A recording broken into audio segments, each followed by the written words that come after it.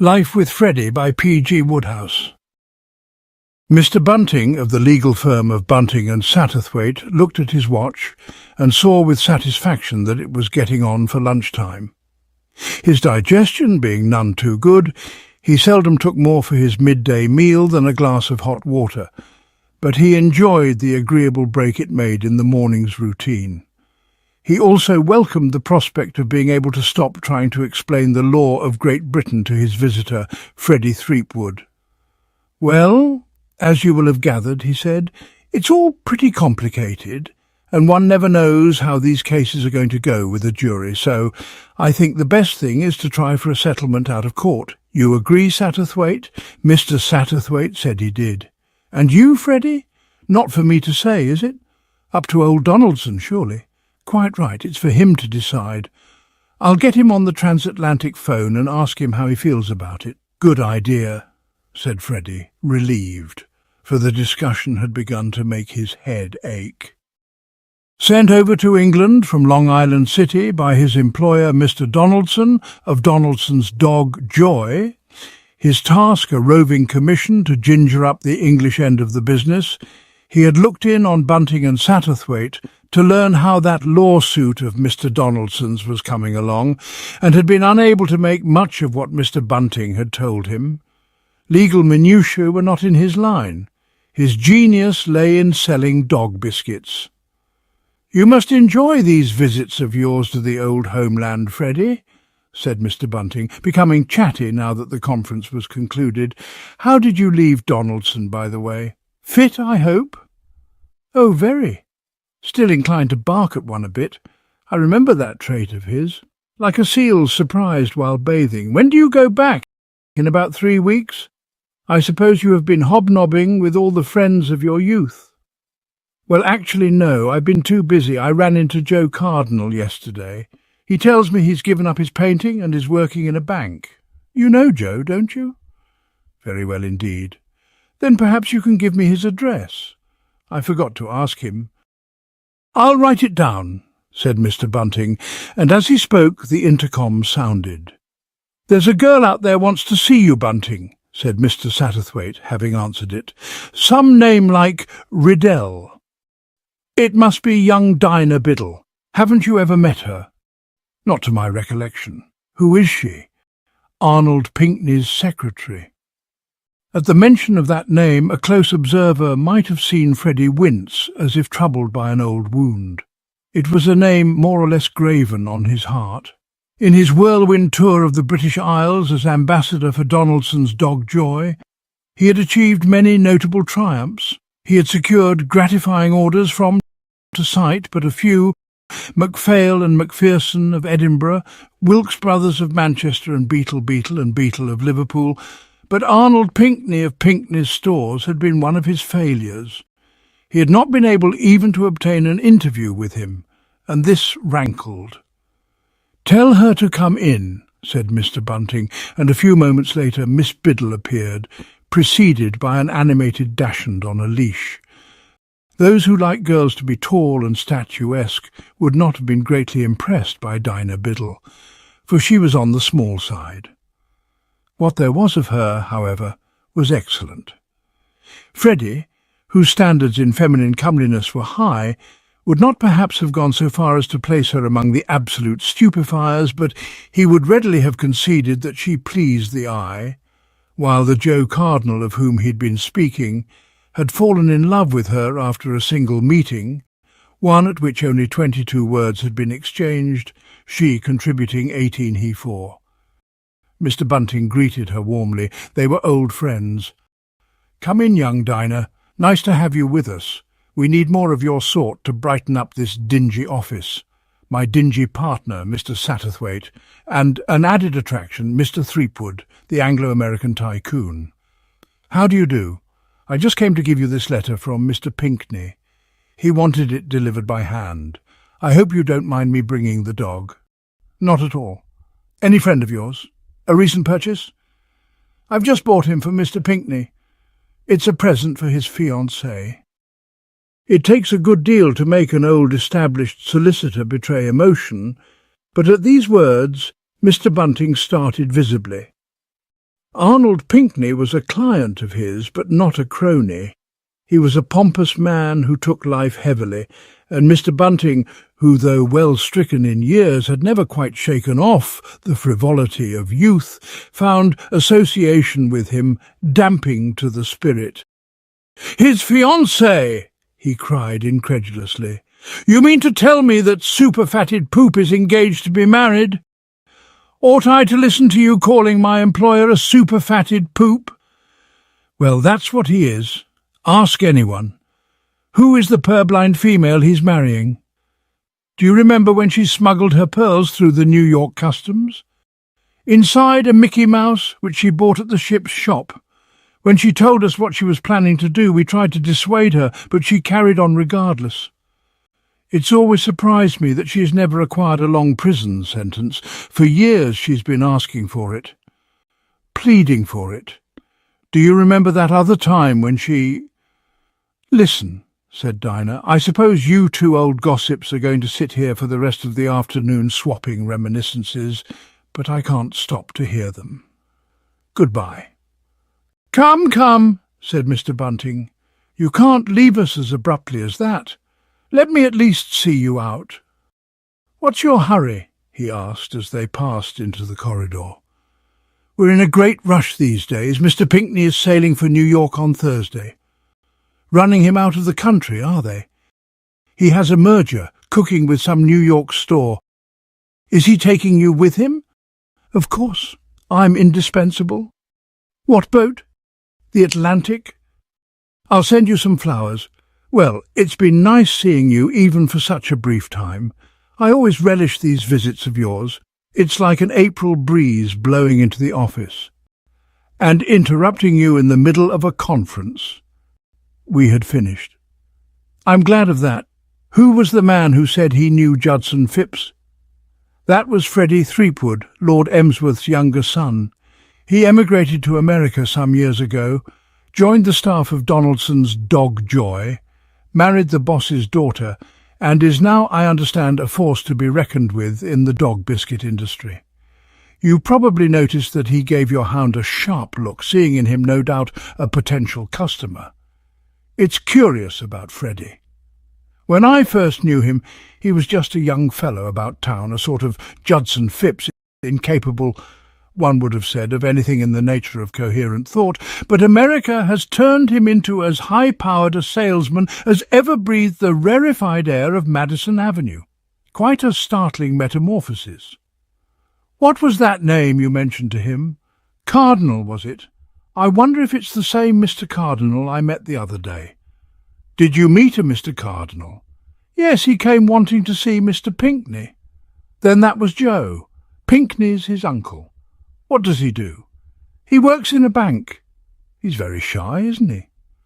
"What gave you that impression?" "It was just that he hardly said a word. He simply stood and looked at me and made funny noises. Obviously, he must have fallen in love with you at first sight. Like Romeo. If I were 40 years younger," said Mr. Bunting, "I'd make funny noises at you myself. Well, Dinah, I wish I could ask you to lunch, but, as you know, I confine myself to a glass of hot water, and the spectacle would depress you. And I couldn't have come anyway. I'm lunching with Judson Phipps." A frown appeared on Mr. Bunting's face. Normally it resembled that of an amiable vulture. He now looked like a vulture dissatisfied with its breakfast corpse. He had a paternal fondness for this girl, and did not like to see her getting into dubious company. Judson Phipps, in his opinion, was lacking in character and serious purpose, and he disapproved of him.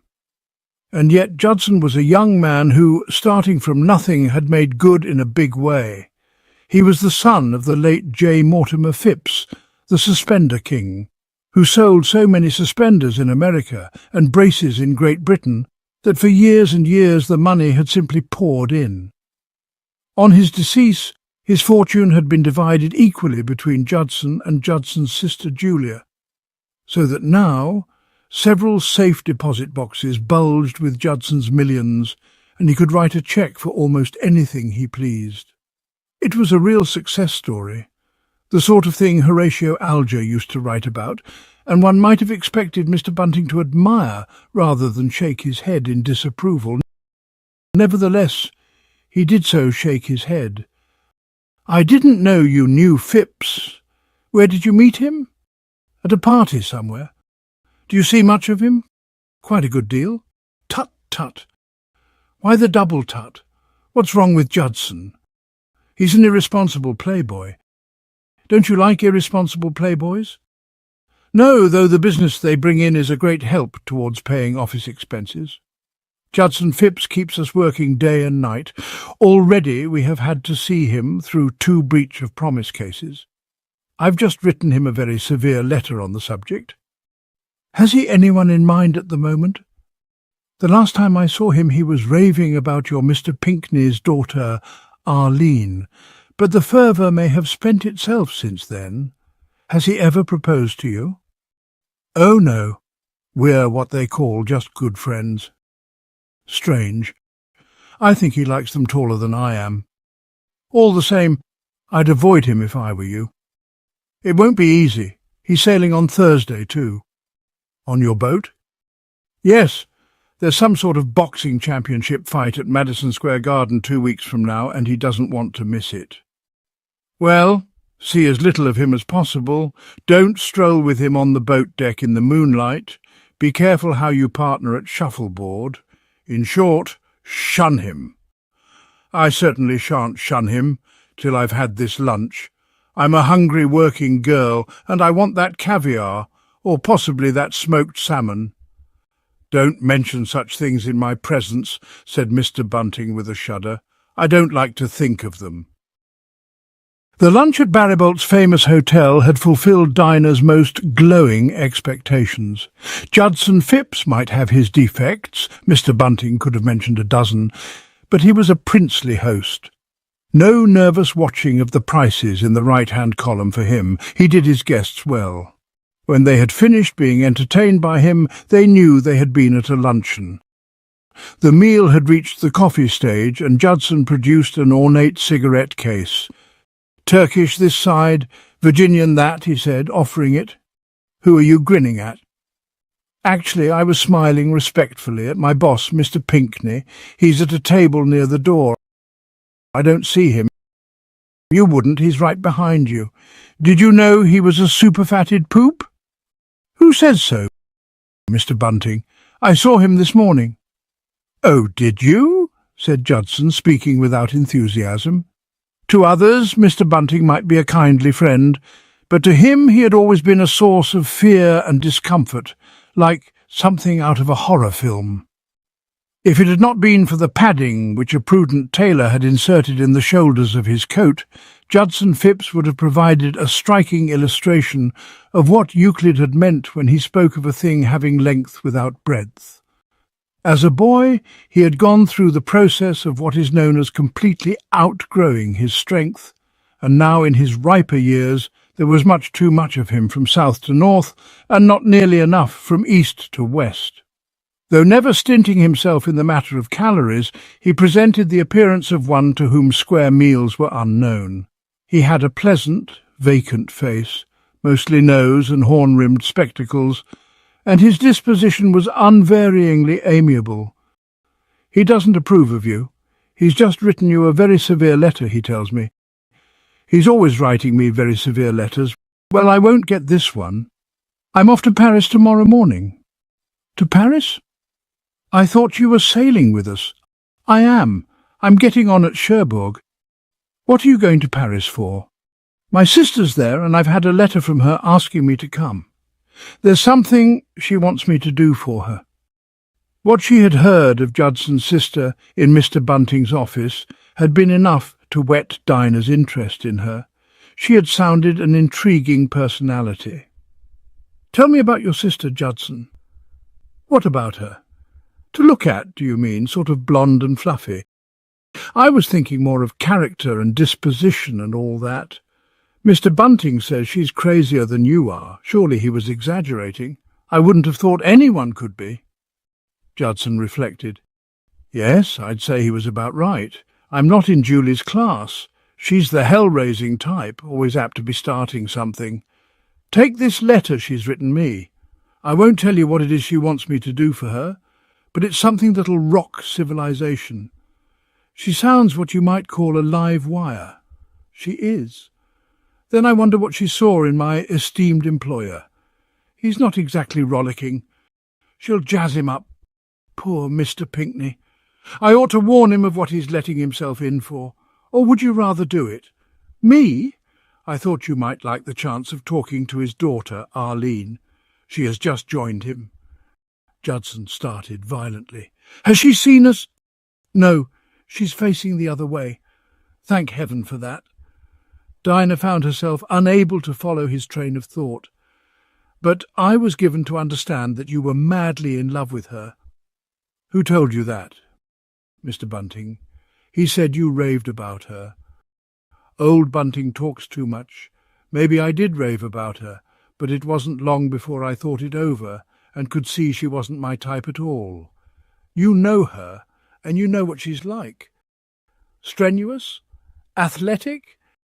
Exactly. If we were married, she'd have me up before breakfast for 18 holes of golf. She's wonderful at golf. She only just missed going to America with the Curtis Cup team. And on top of that, she's bossy. I didn't spot it at first, but I soon got onto it. She wouldn't let me call my soul my own. It's lucky I'm leaving. No telling what might have happened if I'd kept on seeing her. Once more, Dinah was conscious of not being equal to the intellectual pressure of the conversation. I don't get it, she said. You apparently don't even like her, and you're talking as if you'd only have to be with her for 5 minutes, and you'd be asking her to marry you. Judson hunted for a phrase. Fatal fascination, he said, having found it. When I'm with her, I feel a powerful impulse to ask her to be mine, and I don't want her to be mine, damn it. Oh, I see. She casts a spell on you, and you wish she wouldn't. That's right. Has it ever occurred to you that she might refuse you? This surprised Judson. The idea that any girl in these enlightened days was capable of refusing someone as rich as he was had never struck him. It's possible, of course, but I can't take a chance. The thing to do is to get out while the going's good. What are they doing now? They haven't seen us, not coming in our direction? No. Mr. Pinckney is drinking coffee, and Arlene is touching up the face that fascinates you so much. Why, do you want to sneak out? You don't mind? Of course not. I was hoping for some more coffee, but your safety is paramount. I'll fetch the dog from the cloakroom and meet you outside. Do just that, said Judson. Waiter, l'addition. At his table near the door, Mr. Pinckney had reached that comfortable state of repletion which Barrybolt's Hotel is always anxious to encourage in its clientele. He was a man of what is sometimes called full habit, not yet perhaps quite the super-fatted poop of Mr. Bunting's description, but certainly one who would have to be watching his weight before long. It would not indeed have been a bad thing if he had started doing so already. He had had a most enjoyable lunch, and he did not disguise it from himself that one of the things that had made it so agreeable was that his daughter Arlene had not been there to share it.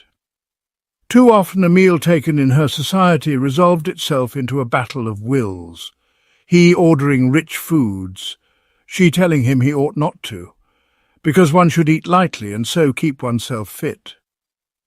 It was pleasant to think that she would not be sailing with him on the Atlantic, for her criticisms following the nightly dinner at the captain's table would have been hard to bear.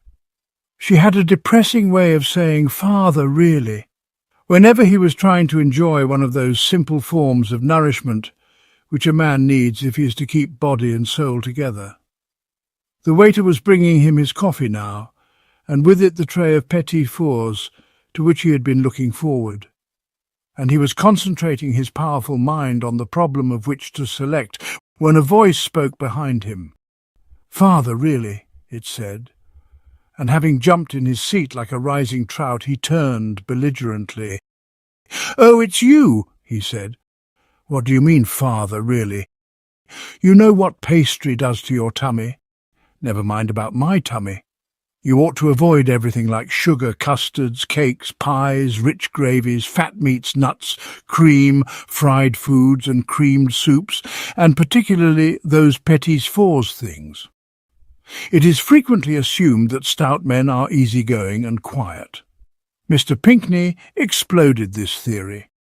No slender man could have exceeded the irascibility with which he addressed the attendant waiter. "Give me that one with the chocolate on it and that one there," he said in a voice that rang out like the last trump. "What," he asked, now addressing his child, "was that you said?"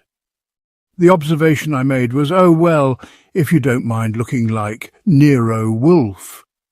"It was it?" "It was." Mr. Pinckney champed sullenly at that one with the chocolate on it, and there was silence for a space. "You mustn't eat too much on the boat," said Arline, seeming to have been following a train of thought, and Mr. Pinckney, who had now consumed not only the one with chocolate on it, but also that one there, and was feeling in consequence that he had won a moral victory, decided to be amiable. He considered the remark offensive, and he detected in her manner the bossiness of which Judson Phipps had complained. But he told himself that women say these things. His late wife had said them frequently, and Arline took after her. "It's a pity," he said with something approaching, if not very closely, geniality, "that you won't be there to watch over me." "Oh, but I shall," said Arline. "That's what I came to tell you. I've got to sail right away. The Curtis Cup people want me." "The what people?" "Haven't you ever heard of the Curtis Cup? Golf. British females versus American females. I had expected to be picked by the selectors, but they passed me over, the fatheads. And now one of the team has broken a leg, and they've cabled me to hurry across and fill in." Mr. Pinckney stared at her dumbly. Not even Judson Phipps's jaw could have fallen more limply at this news than did his. It was at about the moment when Mr. Pinckney was receiving the bad news that Joe Cardinal entered the lobby of Barrybolt's Hotel and made his way to the desk. Barrybolt's, that Mecca of the rich, was not a customary haunt of his, but he had come to leave a note for Freddie Threepwood, who had made the place his headquarters while in London, giving him his address. He delivered the note, and having done so returned as quickly as possible to the street outside, for the lobby was full of Texas millionaires and duchesses with miniature poodles, and their presence seemed to mock his honest poverty. They gave him the feeling that he was wearing trousers that bagged at the knees and shoes that had been polished, if they ever had been polished, somewhere in the distant past. Out in the street he lit a cigarette and stood thinking, as he did almost incessantly these days, of Dinah Biddle. With regard to their one and only meeting, he had total recall. Every detail of it was imprinted on his memory in letters of fire. He had called at Mr. Pinckney's office, gone in, seen what looked like an angel of the better sort sitting behind a typewriter, and instantly there had permeated his system a peculiar tingling sensation accompanied by the ringing of cowbells in his ears. It was the suddenness and unexpectedness of the vision that had unmanned him.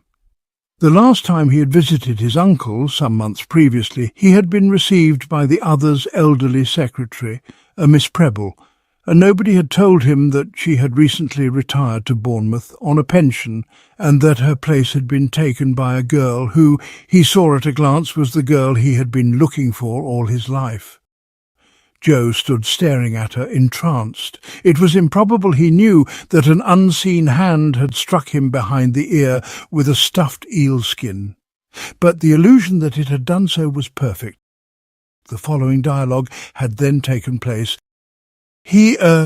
She, good morning. Do you want to see Mr. Pinckney? He's out, I'm afraid. What name shall I say? Oh, Cardinal. He had then withdrawn. It is a very unintelligent voting man who, after an interview like that, does not have the feeling that he has failed to show himself at his best, and Joe required no one to point out to him how widely in these conversational exchanges he had differed from the debonair Joe he would have liked to present to this girl's attention. She had probably told her friends that evening that she had met the weirdest man that morning. "A Trappist monk, I think he must have been," she had probably said. "He just stood there, not uttering." No doubt a mental case, the friends would have suggested, and she would have agreed that there might be a good deal in the theory. He yearned for an opportunity of showing her his better and more attractive side, and was wondering wistfully if he would ever see her again, when he did. She came through the swing door, leading a dachshund on a leash. In addition to the dachshund, she was accompanied by a rich-looking young man with a large nose and horn-rimmed spectacles, at the sight of whom a shudder of disgust ran through him.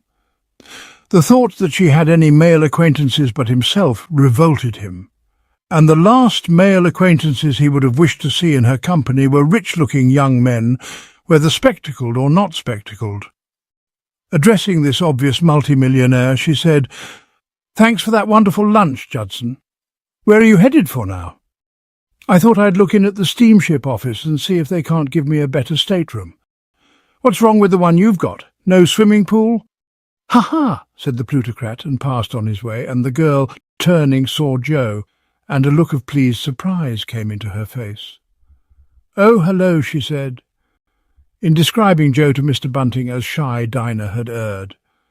Normally he was quite the reverse, and his taciturnity at their previous meeting had been merely a passing weakness. Any man is entitled to have trouble with his vocal cords when the girl he has been looking for all his life suddenly pops up out of a trap at him without a word of warning. He was now himself again, and that self was an exuberant one. To say that he beamed would be understating it. His smile of gratification nearly split his face in half. A miniature poodle which was passing sneered at him, but he did not even notice it.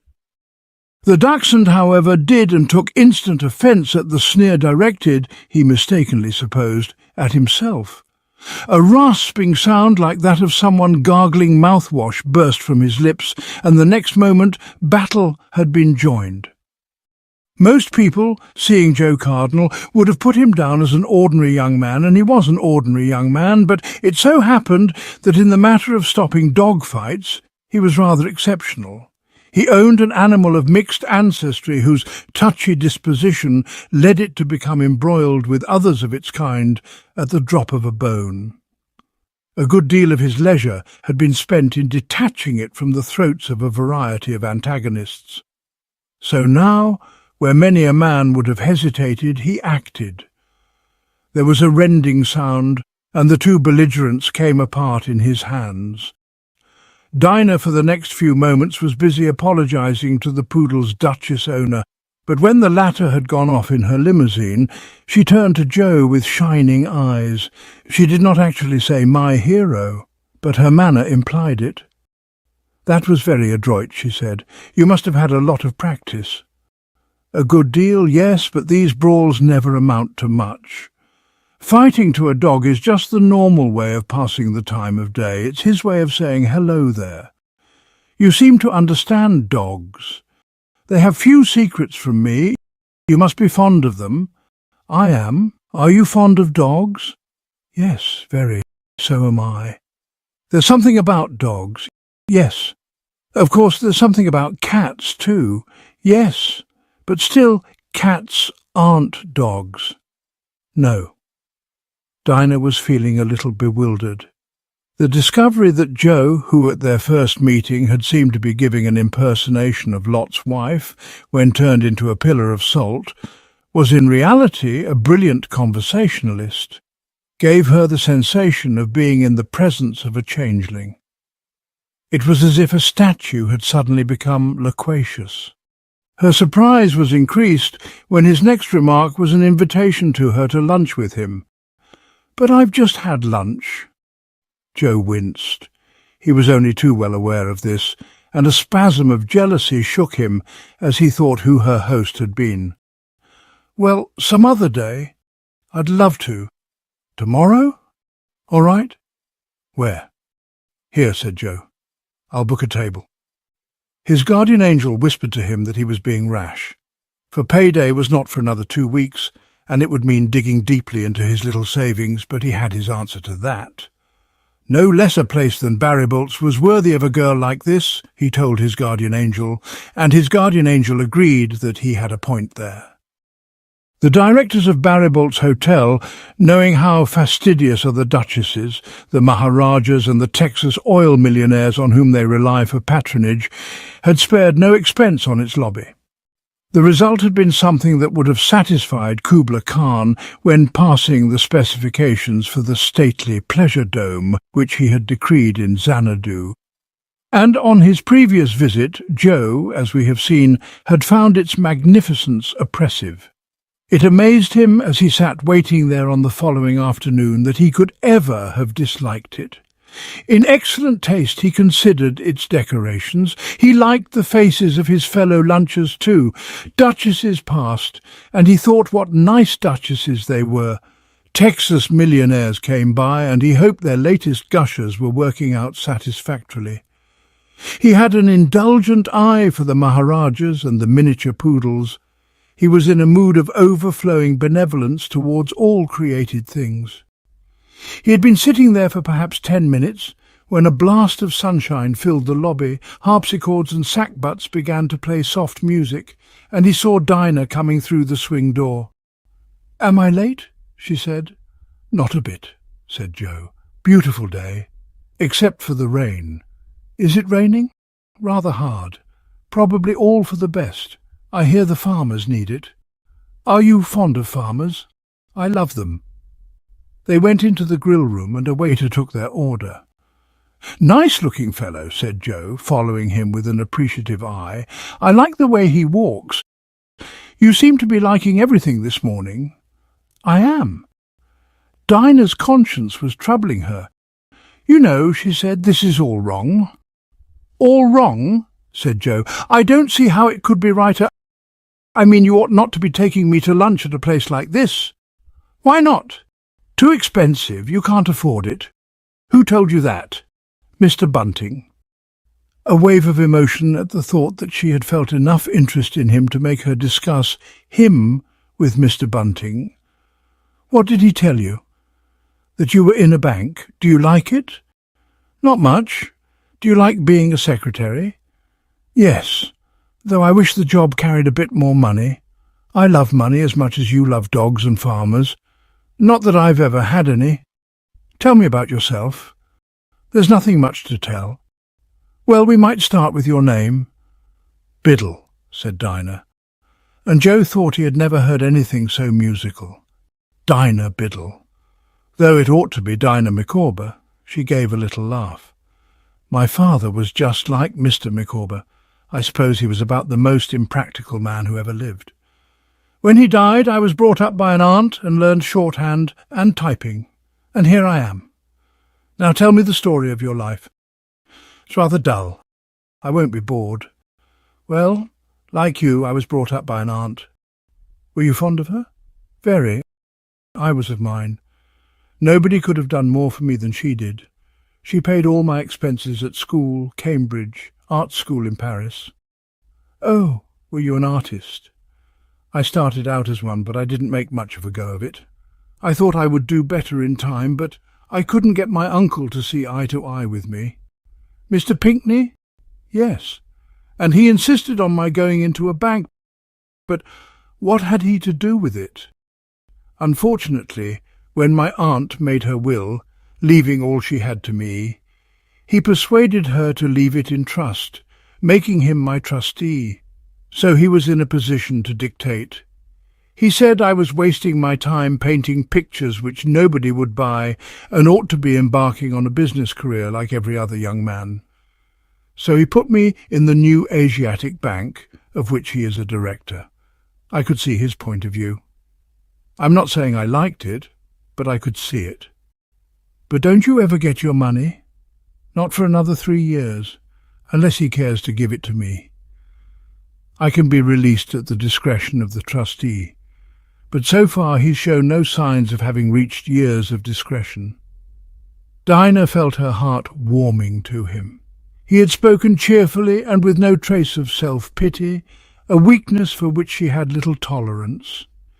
During the worst of the crises which her Micawber-like father had brought on the home in the old days, she had never felt sorry for herself.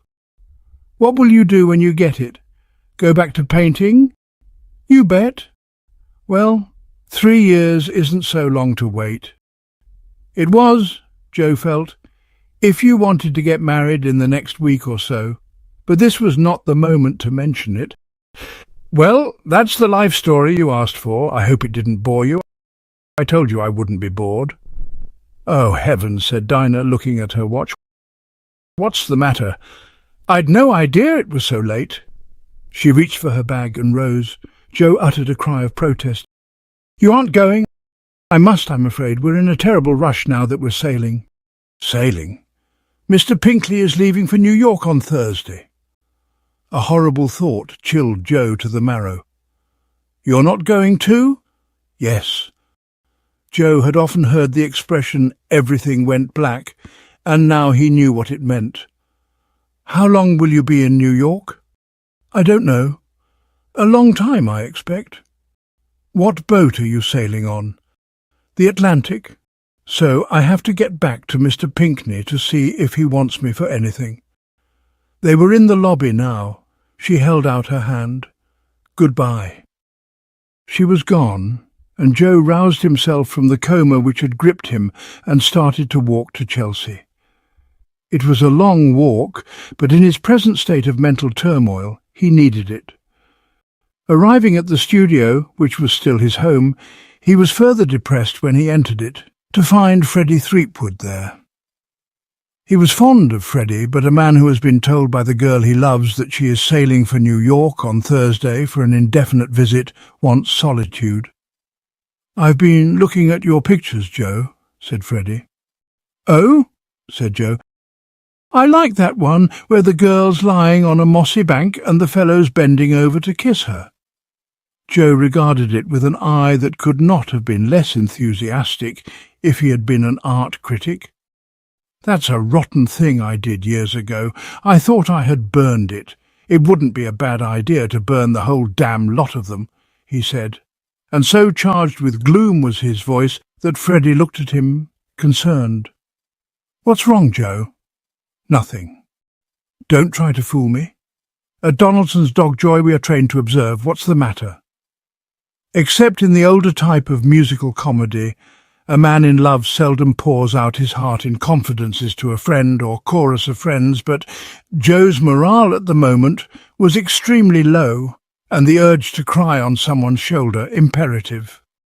There was, moreover, something in Freddie's personality, the quality of persuasiveness which had enabled him to sell dog biscuits to Wilkes Brothers of Manchester and Beetle and Beetle of Liverpool, that made him hard to resist. With some surprise, Jo found himself telling all, and Freddie scratched his chin thoughtfully with the handle of his umbrella. "You love this girl?" "Yes." "And she spurns your suit?" "There hasn't been any suit." "Then there had better begin to be, or you won't get anywhere. You can't just stand there." "Now, in the matter of pressing one's suit," said Freddie, "there are various schools of thought. Aggie and I," he said, alluding to the daughter of Mr. Donaldson of Donaldson's Dog Joy, to whom he had been happily married for some years, clicked with such rapidity that there wasn't any need for finesse and science. But in most cases, I imagine, something in the nature of a systematic approach would be required. One of my colleagues at Dog Joy, who was recently distributing cigars to celebrate the coming on the scene of his bouncing firstborn, told me that he had ensnared the little woman by means of what he called the Rockmeteller method. His name is Bream Rockmeteller. His plan was to go at it gradually. Having located the prospect, he started by looking at her yearningly. Wherever she went, there would be Bream Rockmeteller getting the daily eyeful, and of course it wasn't long before she was saying to herself, "What's all this in aid of?" Her initial supposition that her slip must be showing soon passed, and the conviction began to steal over her that this non-stop goggling meant something. Then he began to send her flowers, books of poetry and what not, and when she was thoroughly softened up, he proposed. The whole operation took about 6 weeks. Why do you laugh? It was intelligent of Freddie to have diagnosed the sound had proceeded from Joe as a laugh. By a less acute ear, it might have been mistaken for the groan of a fiend in torment. I was amused by your suggesting a system that takes 6 weeks. I told you she was sailing for New York on Thursday, but of course you're sailing too. How can I? I haven't got the money for the fare. Freddie was astounded. But I always thought you had a wad of money. Didn't an aunt of yours leave you a packet? Yes, in trust. Pinkney's my trustee. I don't get it till I'm 30. And you can't touch him for a bit in advance? No. This complicates things. Can't you sell one of your pictures? No. I could. Then you must be a marvel as a salesman. So the boys at Dog Joy often tell me, yes, I think I know the very man on whom to unload that girl on Mossy Bank one. If I go now, I shall probably catch him at the drones. Shall I take the picture along with me and give him the hard sell? If you like, said Joe. Anything that removed Freddie from his presence suited him. He wanted to be alone with his sombre thoughts. Half an hour or so after Freddie had departed on his mission, Judson Phipps came into the Drones Club to have a look at the smoking room tape. He wanted to see what had won the 5th race at Hurst Park that afternoon. As he was passing through the bar, the man behind it addressed him. Mr. Threepwood was looking for you, Mr. Phipps. Freddie Threepwood? But he's in America. He wasn't 10 minutes ago. Though Mr. Bunting would have denied it hotly, Judson Phipps was capable at times of ratiocination. He showed this now. He must be over in England. That's what I thought. Is he in the smoking room? He was headed that way. I'll go and say hello. Old Freddie with us again. Fancy that. What won the 5th at Hurst Park? Aspidistra. Hell, said Judson, who had wagered on the speed and endurance of a horse named Lemon Drop. Freddie, he was saying a few moments later, and Freddie came out of a waking dream about dog biscuits. Oh, there you are, Juddy. I was looking for you. McGarry told me. You're back in London, are you? In person. In the short space of time it had taken him to move from bar to smoking room, the obvious explanation of his friend's presence in England's metropolis had come to Judson. So they fired you, he said. Eh? Those dog biscuit guys of yours? I thought it was only a question of time. It was with considerable dignity that Freddie corrected this mistaken view. What do you mean, fired me? Of course they haven't fired me. I was sent over by the big chief to buck up the English end of the business, and I don't mind telling you, I've booked some orders which will make him do the dance of the 7 Veils all over Long Island City. The only blot on my escutcheon is that I haven't been able to contact Pinkney of Pinkney's Stores, and that brings me to what I want to talk to you about. What's that thing you've got there on the floor? A picture. Never mind that for the moment, we'll be touching on it later. The item at the top of the agenda paper is Pinkney. Is it true what I hear about him being going to marry your sister? Sure. So I take it that you stand fairly high in his estimation? The brother of the woman he loves? Well, I wouldn't say we were bosom buddies, but we get along all right. Then you can do me a signal service by introducing me to him so that I can bend him to my will in the matter of stocking up Dog Joy in his emporium. I only need 10 minutes of undivided time to make him see the light. You'll do this for me, Juddy? But I'm leaving for Paris tomorrow morning. Then when you get back? I won't be back. I'm sailing for New York on Thursday. I get aboard at Cherbourg. Can't you go by a later boat? Impossible. That fight. What fight? There's the light heavyweight fight at Madison Square Garden a day or two after I land. If I went by a later boat, I'd miss it, and I've been looking forward to it for months. You could fly. Me? I wouldn't go up in one of those things if you paid me. Not to help a pal? Not to help 147 pals. My sister Julie's flying over the week after next, but you don't catch me doing it. And anyway, it wouldn't do you any good me cancelling my passage, because Pinkney's sailing too." All the go-getter in Freddie sprang to life.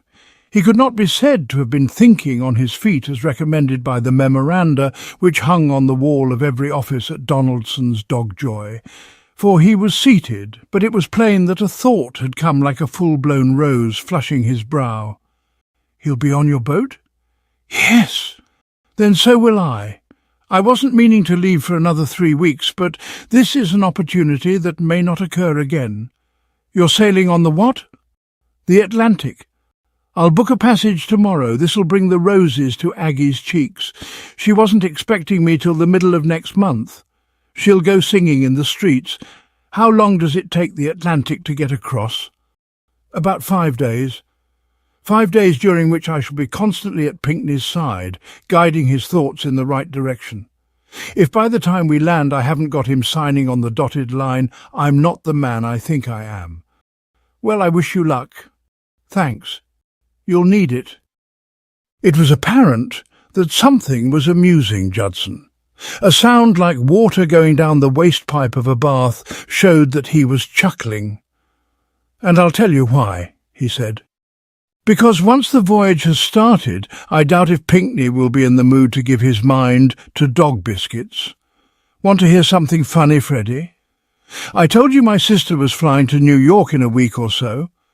Well, by way of filling in the time before she leaves, she has been buying out most of the Paris stores, concentrating particularly on the jewellers. One of the things she's bought, she tells me, is a diamond necklace costing about $30,000. Well, you know what that means when you get to the other end. Lot of duty to pay, yes. And she doesn't approve of paying duty. Many people don't. So she's giving me the thing to give to Pinkney to smuggle through.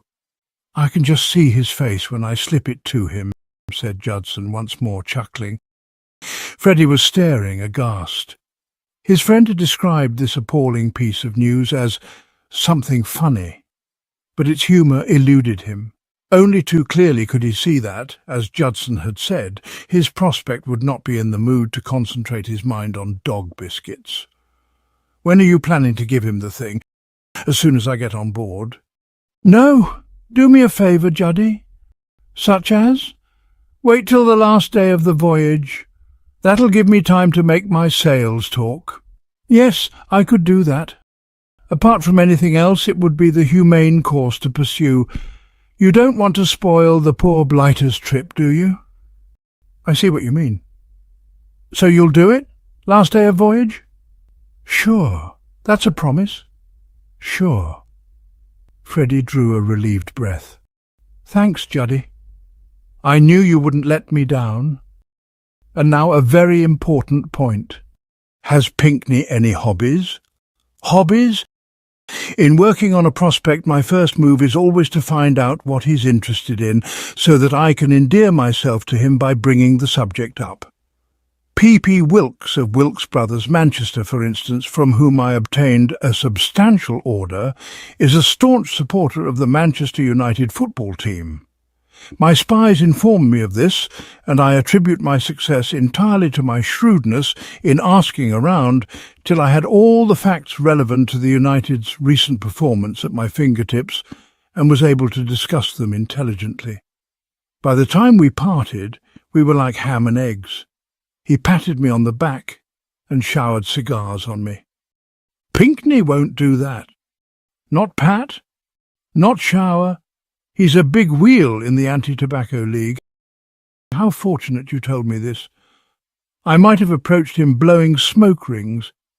Well, many thanks for your invaluable cooperation, Juddy. You have clarified the whole picture. And talking of pictures, said Freddie, remembering his mission, you were asking just now about this one. Take a glance at it. In the matter of pictures, J. Nelson, if questioned, would have said that he didn't know much about them, but he knew what he liked, and it was plain from his expression that this one of Joe's did not fall into that category. It doesn't look much. Freddie had foreseen some such reaction. At first sight, no, he agreed. A doll asleep on a mossy bank and a guy bending over her to kiss her. Corny, you say to yourself.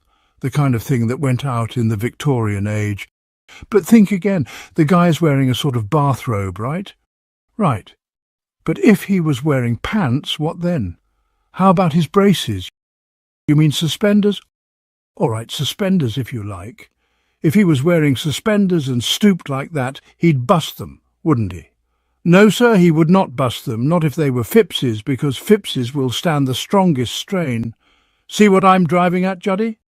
Buy that picture, get a staff artist to put the guy in pants and a polo shirt, fix him up with a pair of Phipps's tried and proven, and you've got a full-colour page in all the magazines which will send your sales soaring into the Empyrean.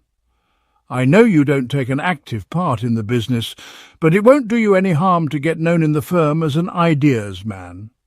The rank and file work with more enthusiasm if they feel that the fellow up top isn't just sitting on his fanny clipping coupons, but is right on the job and setting company policy.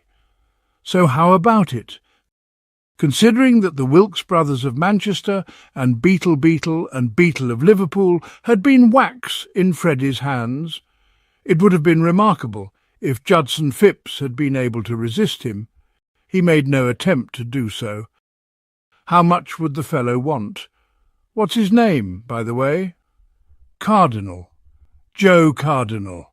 I think £200 would be about the right price. £200. A mere nothing to you, I dare say. But £200.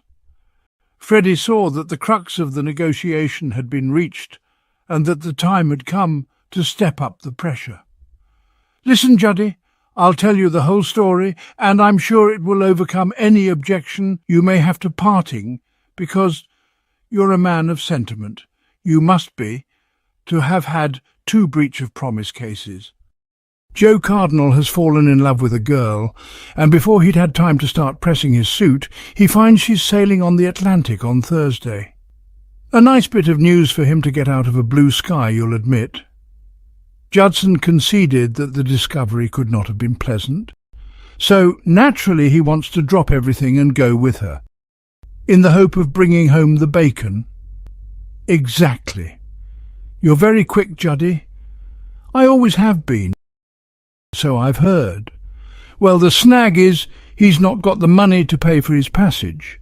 He works in some minor capacity in a bank. So his whole future happiness depends on you.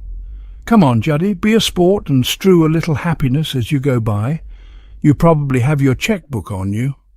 Out with it and start writing. You'll never regret it. With the unfailing accuracy of the trained dog biscuit salesman, Freddie had struck the right note. It would be difficult to say whether Judson's eyes filled with tears, for they were always a little watery, but the dullest observer could see that he was melted. "You'd better make the cheque out to me," said Freddie. "I am empowered to act as Joe's agent. If you'll excuse me, I'll go and phone him the good news, and I have no doubt he will strew roses from his hat and call down blessings on the head of his benefactor." The SS Atlantic was underway, moving in a slow and thoughtful manner down the Solent. Friends and relatives had gone ashore, baskets of fruit had been deposited in staterooms, yachting caps donned by those who liked yachting caps. The captain was on the bridge, pretty sure that he knew the way to New York, but just to be on the safe side, murmuring to himself, "Turn right at Cherbourg and then straight on." The ship's doctor was already playing shuffleboard with the more comely of the female passengers. Mr. Pinkney was getting up an appetite for the 11 o'clock soup. His daughter Arlene was keeping fit by walking round and round the promenade deck. And on the boat deck, Freddie Threepwood was standing talking to his friend Joe Cardinal. The start of the voyage found Freddie in the best of spirits, as voyages always did when the liner's nose was pointed westward. These periodical visits of his to the land of his birth were all very well, and he enjoyed them, but his heart was in his home at Great Neck, with Aggie popping the toast out of the toaster and the 8:15 train waiting to take him to Long Island City. Spreading the light in England had its attractions, but he always longed to be back in the pulsating centre of the dog biscuit world, standing shoulder to shoulder with Bream Rockmetella and the rest of them like the boys of the old brigade. His thoughts for the moment, however, were not on dog joy. "Tell me of this girl of yours, Joe," he was saying. "Would I know her? What's her name?" "Dinah Biddle. She's my uncle's secretary."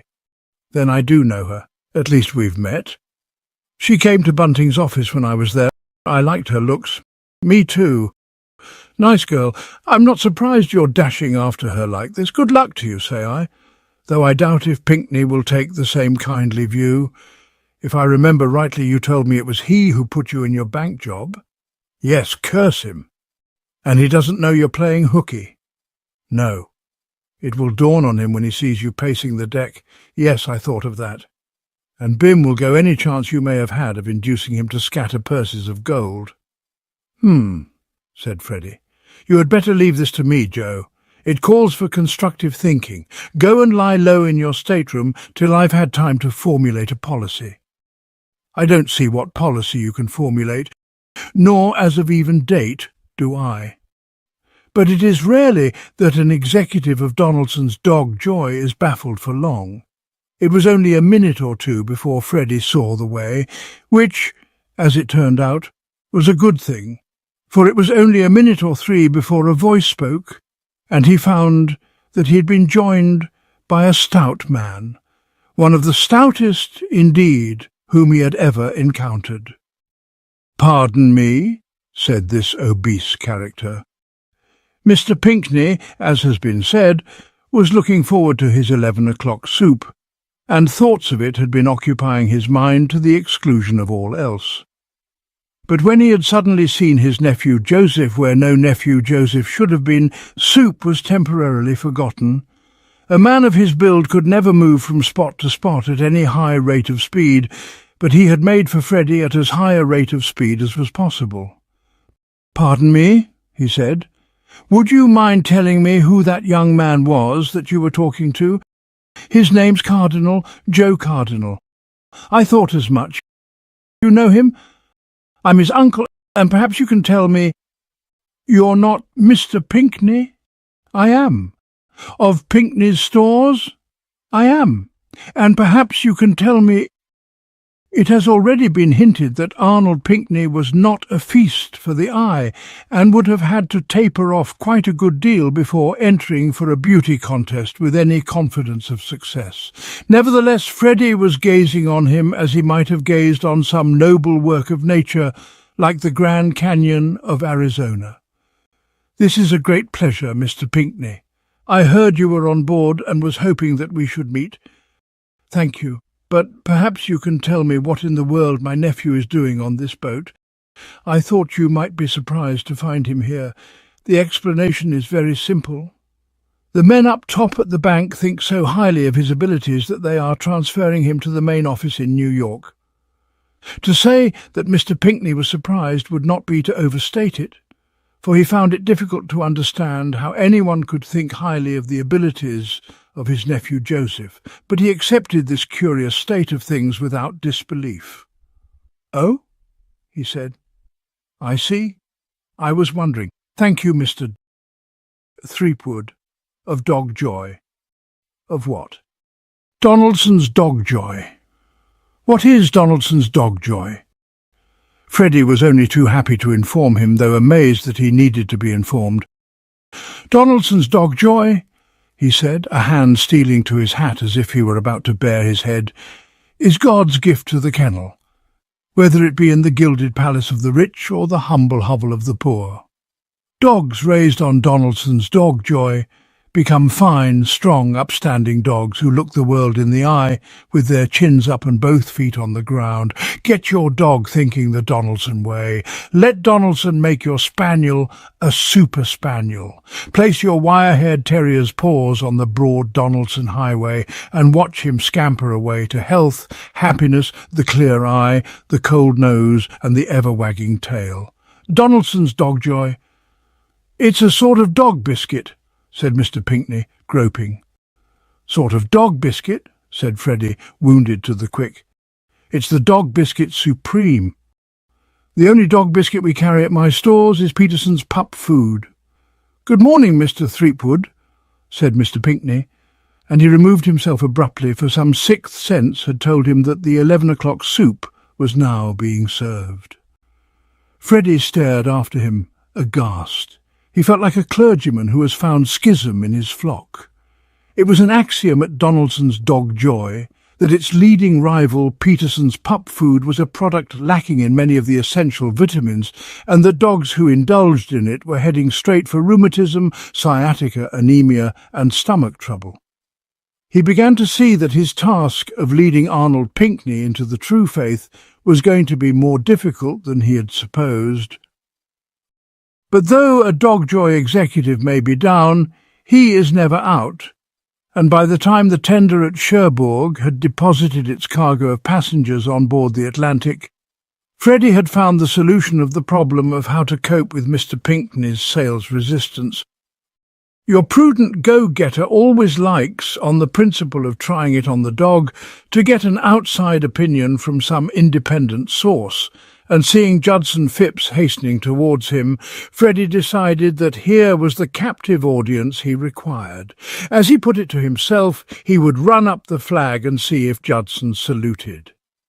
"Ah, Juddy," he said, "welcome aboard. You'll be interested to hear that I've met Pinkney, and stunned, no doubt, to learn that he had never heard of Donaldson's Dog Joy and carries only Peterson's pup food in his store. But I have the matter well in hand. I propose to give him treatment A." "Listen," said Judson, and a less self-centred man than Freddie would have noticed that his manner was agitated, and the eyes behind his horn-rimmed spectacles bulging. His air was that of one who has had disconcerting news. "Treatment A involves ocular demonstration. Our demonstrator stands out in plain view of the consumer public, and when the audience is of sufficient size, takes a Donaldson's biscuit and chews it. And not only does he chew it, he enjoys it. He rolls it round his tongue and mixes it with his saliva, thus showing that Donaldson's Dog Joy is so superbly wholesome as actually to be fit for human consumption. I have a sample biscuit in my stateroom. I shall draw Pinkney aside and eat it before his eyes, and I shall be greatly surprised if he doesn't immediately—" "Listen," said Judson. "Freddie, I'm in a spot." It irked Freddie to have to stop talking about Dog Joy while so much of his music was still within him, but he was essentially kindly, and always at the service of a friend in distress. "What's your problem?" he asked. Now that he had succeeded in obtaining Freddie's attention, Judson became a little calmer, though still presenting the appearance of a man who has rashly looked for a leak in a gas pipe with a lighted candle. "Well, I must begin by telling you that Pinkney has a daughter. Proceed. I saw a good deal of her in London, and I've just found out she's on board. It knocked me sideways. I'm trembling like a leaf aspen. I'm all of a twitter. Donaldson's Dog Joy has very few employees on its payroll who are not as quick as lightning." "Say no more," said Freddie. "I grasp the situation. You love this girl, and you want me to take her aside and give you a build-up. Tell her what a splendid fellow you are and so forth, so that when you come to do your stuff, you will find her all eagerness to cooperate. That's the idea, isn't it?" "No, it isn't. I particularly want to avoid her. I didn't know you ever avoided girls. Don't you like her? She fascinates me." "Then why do you want to avoid her?" "Because if I go on seeing her, especially aboard an ocean liner, I know I shall ask her to marry me. I don't want to, but I won't be able to help myself. It's like a bird and a snake. Have you ever seen a snake hypnotizing a bird? The bird would prefer to let the whole thing drop, but the snake exercises a spell on it, and it has to carry on against its better judgment. It's like that with me. The last thing I want to do is ask Arlene Pinkney to marry me, but I know I shall do it if we're going to be together for 5 days on an ocean liner. I should explain that she looks like something out of a beauty chorus."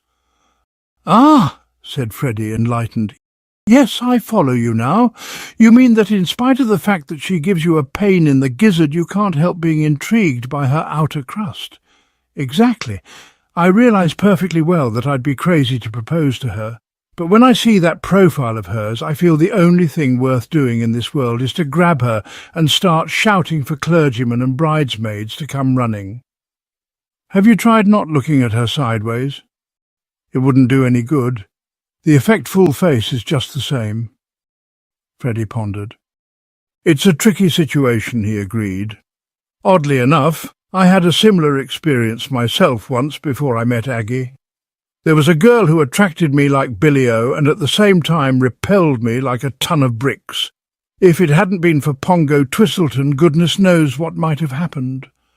By the greatest good luck, he too had fallen under her spell, and he clustered round her to such an extent that there was no getting her alone. It was the most impressive case of adhesiveness since Mary had a little lamb. Into Judson's haggard face there had come the light that shows that hope has dawned. Then that's exactly what you must do, Freddie. You must be constantly at Arlene Pinckney's side. Never leave her for an instant. Begin where Mary's lamb left off. But you say she's more or less the sheik's dream of paradise. I'd certainly put her in the top 10. Then I'm sorry. It can't be done. If Aggie learned that I'd been Mary's lambing with a girl of that description, I'd never hear the end of it. Aggie's the sweetest thing on earth, but her views on how a husband should behave when her eye is not on me are rigid. However, an idea presents itself. Why don't you get someone to cluster round you? What you want is a bodyguard, the sort of thing Prime Ministers have. If there's always someone with you when you meet this Pinckney, you can't do anything rash. Your lips will be sealed. Judson's spectacles leaped from his nose, so great was his enthusiasm. Freddie, you've hit it. You shall be my bodyguard.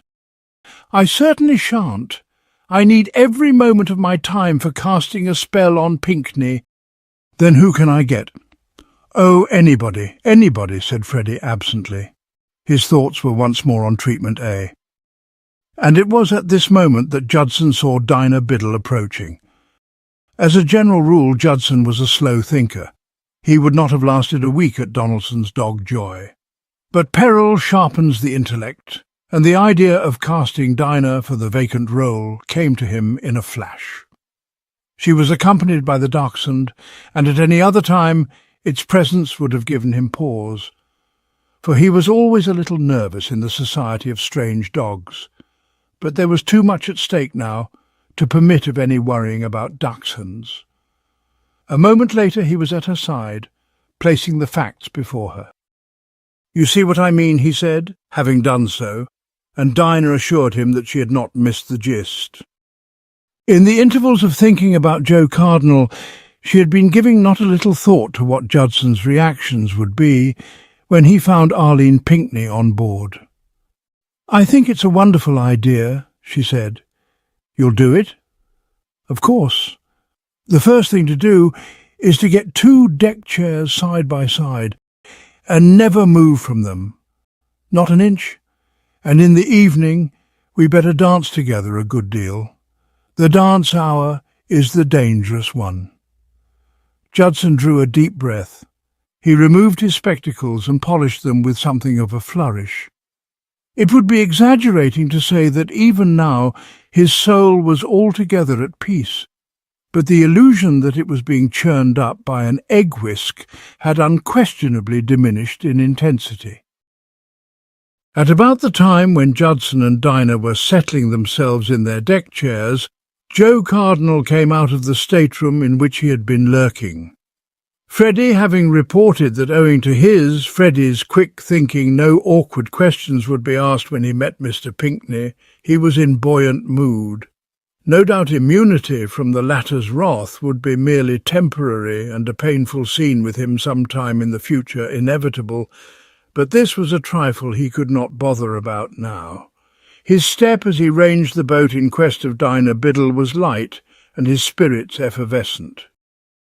These conditions prevailed till he came onto the promenade deck. where the deck chairs were, when his view that everything was for the best in this best of all possible worlds underwent an abrupt revision.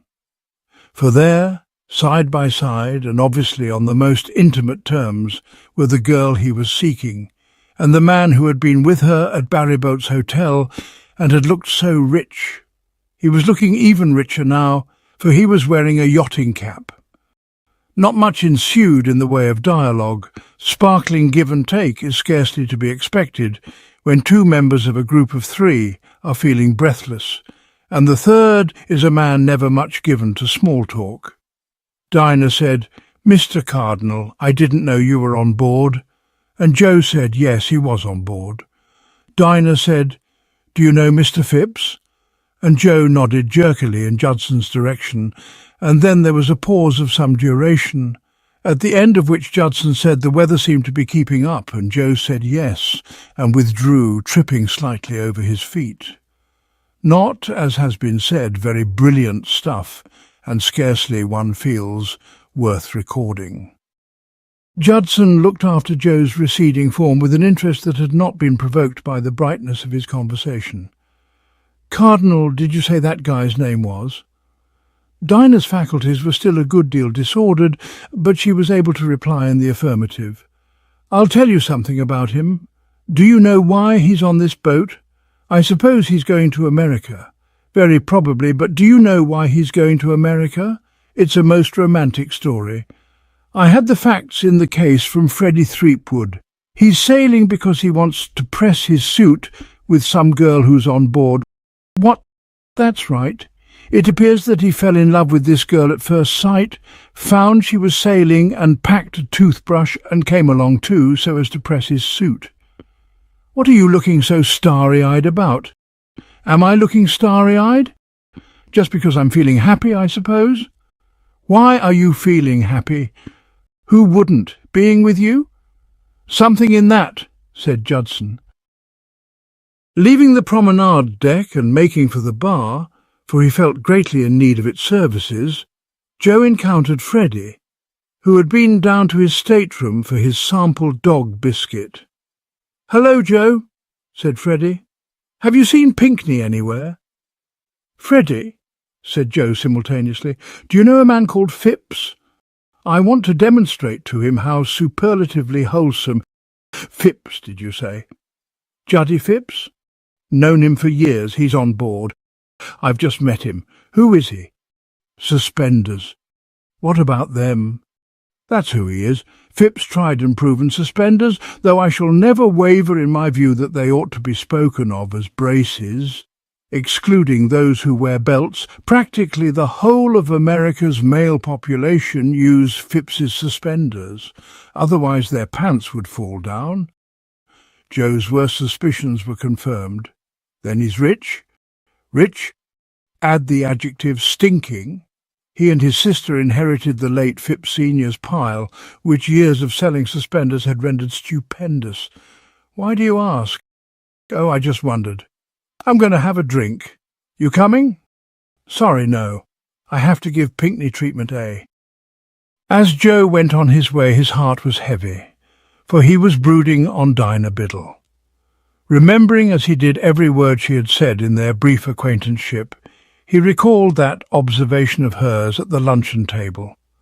At the time it had not seemed to him significant, but now it came back to him fraught with sinister meaning.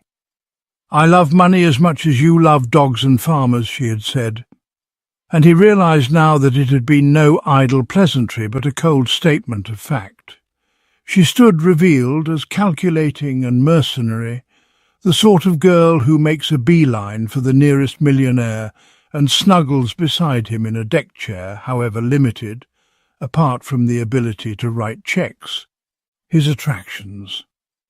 Most of Judson Phipps had been concealed by a steamer rug, but enough of him had protruded to make it manifest to Joe that he was totally lacking in any kind of charm, and he tottered blindly towards the bar like a camel making for an oasis after a hard day at the office. But he was not destined yet to reach journey's end, for while he was still distant from his objective, a voice hailed him. It was that of his cousin Arlene, a loud, authoritative voice that always reminded him of the sergeant who had come to teach drill at his preparatory school. She was staring at him in the manner usually described as agog. "Joe, what in the world are you doing here?" Joe's state of mind was still chaotic, but thanks to Freddie's quick intelligence, he was able to answer that. "I didn't know you were sailing," he said, having done so. "They want me on the Curtis Cup team." "That's good." "Yes, but if I'd had an ounce of sense, I'd have flown. Don't you like ocean travel?" "As a rule I do, but this time it's different." "What's wrong with this time?" "I'll tell you what's wrong. I was watching the crowd coming off the tender, and you could have knocked me down with a number 7 iron. One of the first to step aboard was a frightful man called Phipps." "Phipps? You know him?" "I've met him." "So have I," said Arlene with a bitter laugh. "He's been in my hair for weeks. He'll be in it again the moment he sees me, and the fear that haunts me is that he'll ask me to marry him, and I shall accept him in a weak moment because of his money. But now you're here, Joe." I breathe again. "Why's that?" "Because you must be always at my side, never leaving me for an instant. He can't possibly propose with you sitting in the front row all the time. I shall be all right after we've landed, because I go straight on to Chicago or somewhere, but the thought of 5 days on a boat with Judson Phipps haunting me like a family spectre gives me gooseflesh." Joe, with a sombre note in his voice, informed her that, in his opinion, these precautions were unnecessary, Judson having other commitments, but she was not to be convinced. Not even his story of the contiguous deck chairs impressed her. Judson, she said, might be festooned in girls at the moment, but he was not yet aware of her presence on board. When he did become aware, she predicted, he would forsake all others and resume his place in her hair. Joe, she said, must not fail her. "Oh, all right," said Joe. It was not how he had originally planned to pass his time during the voyage, but nothing mattered now. In the printed brochures put out by transatlantic steamship companies, the discerning reader always seems to detect a note of uneasiness. The writers are trying not to be pessimistic, but they are plainly prepared for the worst and keeping their fingers crossed. They hint nervously at the possibility of typhoons and waterspouts, and there is always, they feel, the chance of mutiny on the high seas and piracy. It is pleasant, therefore, to be able to report that the SS Atlantic won through to the final day of the voyage without disaster. No water had spouted, no typhoon had blown, no pirates had put in an appearance, and so far from being mutinous, the crew had been amiability itself. If the vessel's luck held for a few more hours, she would be safe. The last day of an ocean voyage is usually an occasion for universal rejoicing. The captain is happy because he's sure now that he has not taken the wrong turning and is going to fetch up in Africa. The doctor is congratulating himself on having come through one more orgy of deck tennis and shuffleboard without committing himself to anything definite.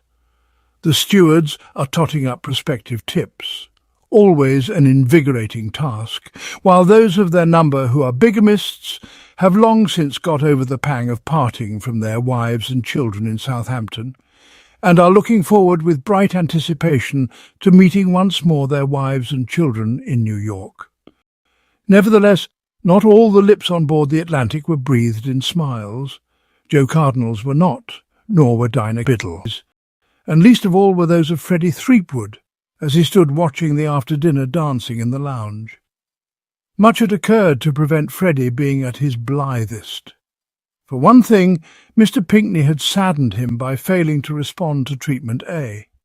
He had eyed Freddie stolidly as he consumed his sample biscuit, but had shown no signs of having got the message.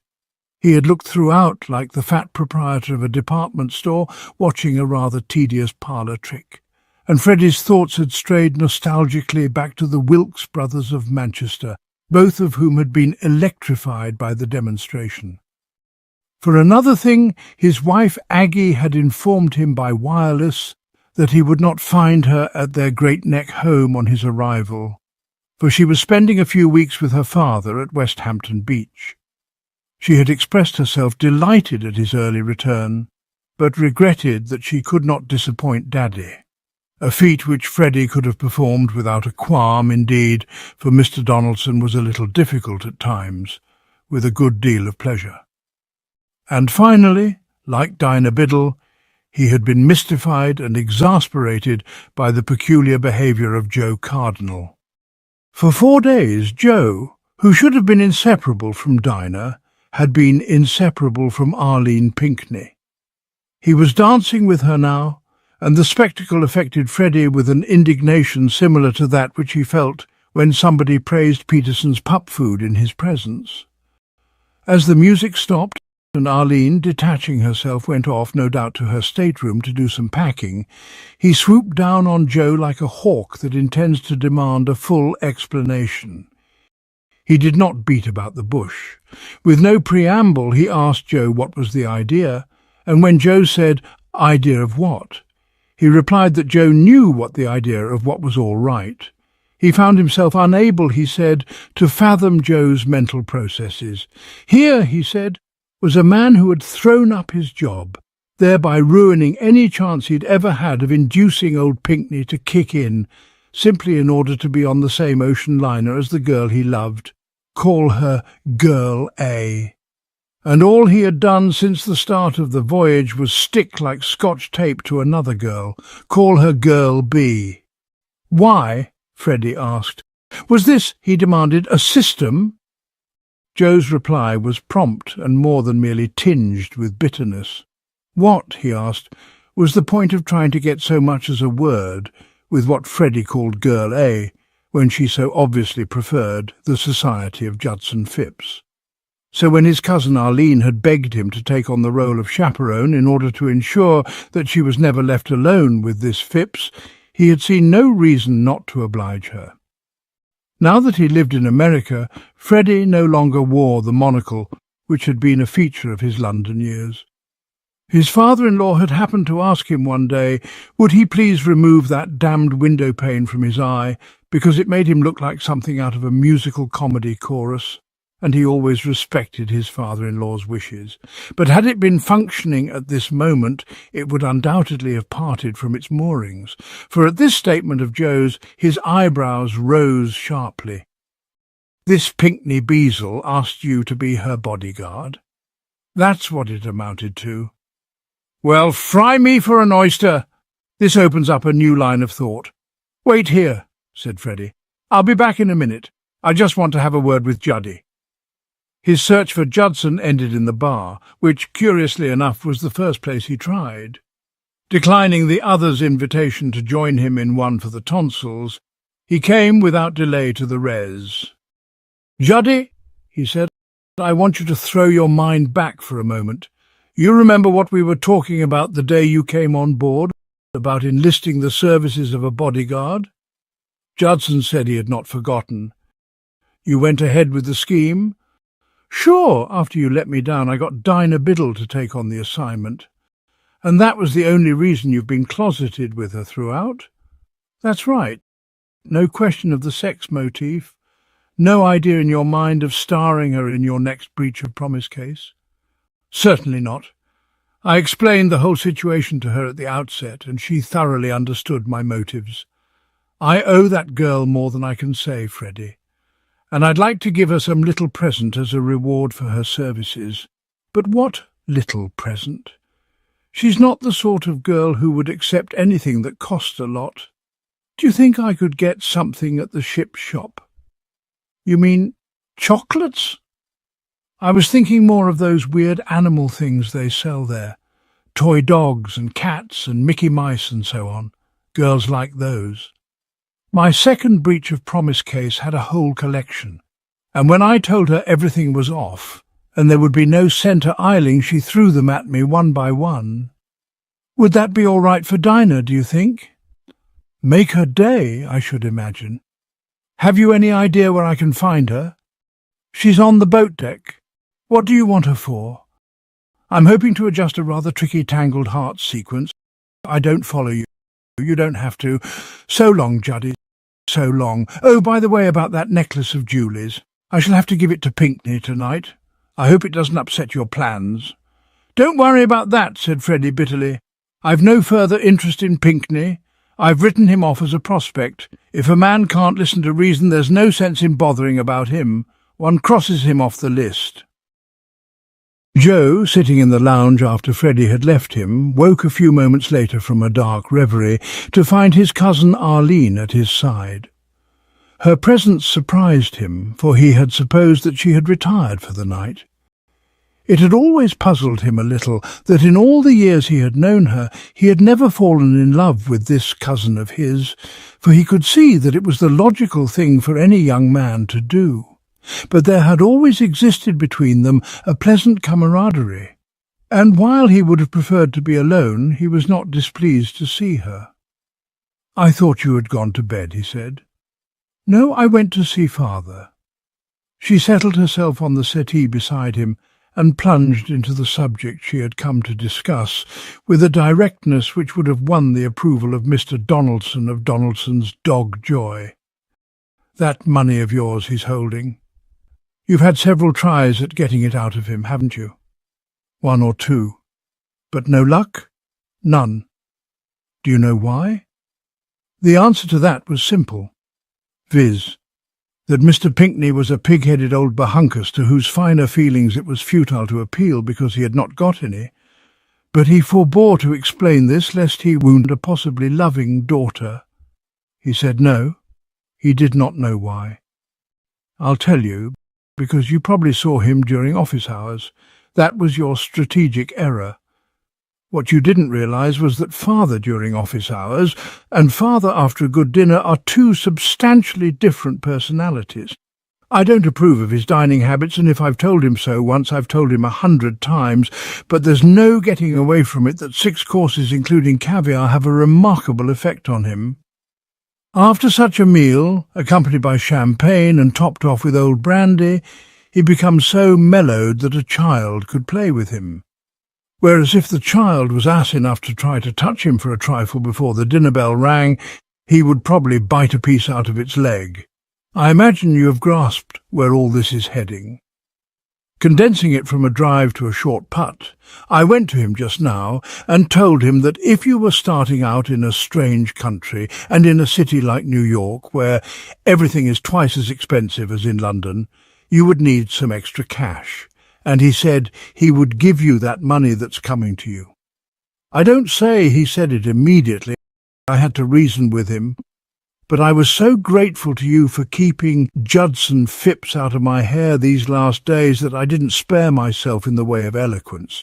So that's the final score. He's parting. For a long moment Joe sat speechless. He was thinking, as the late Thomas Hardy used to do, how ironical life was. Life's little ironies always exasperated Thomas Hardy, and they exasperated Joe. For years he had been looking forward to the day when he would get that money, and now that he had got it, what was the use of it?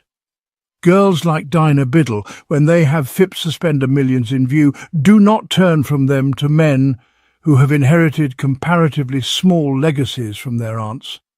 They do the sensible, practical thing and stick to the source of those millions like, to borrow Freddie's powerful image, Scotch tape. But though what Arlene had been instrumental in securing for him was nothing but Dead Sea fruit, it was only polite to thank her, and he did so. Just the Pinkney service. "Do you want to tread the measure again?" "I don't think so." "Then I'll be getting along," said Arlene. "I always like to do some practice putting into a tooth glass before turning in." She had scarcely departed with this praiseworthy end in view when Freddie appeared. Freddie's hair was a little disordered by the breeze on the boat deck, and on his face was the self-satisfied look which go-getters wear when they have go-got. "Well, Joe," he said, coming to the point with a promptness equal to Arlene's, "you'll be glad to hear that I have made your path straight. You have the green light. Carry on and fear nothing." Joe found him obscure. He expressed a wish to know what he was talking about. I'll tell you what I'm talking about. You and young Dinah Biddle. I've just been revealing to her your motives in attaching yourself to Arlene Pinckney. I have also seen Juddy and have cleared up that angle. She was merely bodyguarding him as you were bodyguarding Arlene P. One of those laughable misunderstandings. What? You may well say what? Do you mean... I don't see how I can put it plainer. You will find Le Biddle on the boat deck, and I rather gathered from the way she looked and the emotional nature of her breathing that she will be in cooperative mood. But before you go, there are one or two things we ought to thresh out in debate. First, we must ask ourselves if you are really doing the square thing in asking her to marry you. Do you mind me being frank? What are you going to be frank about? Your financial position. Oh, that? Yes, that. Let's face it.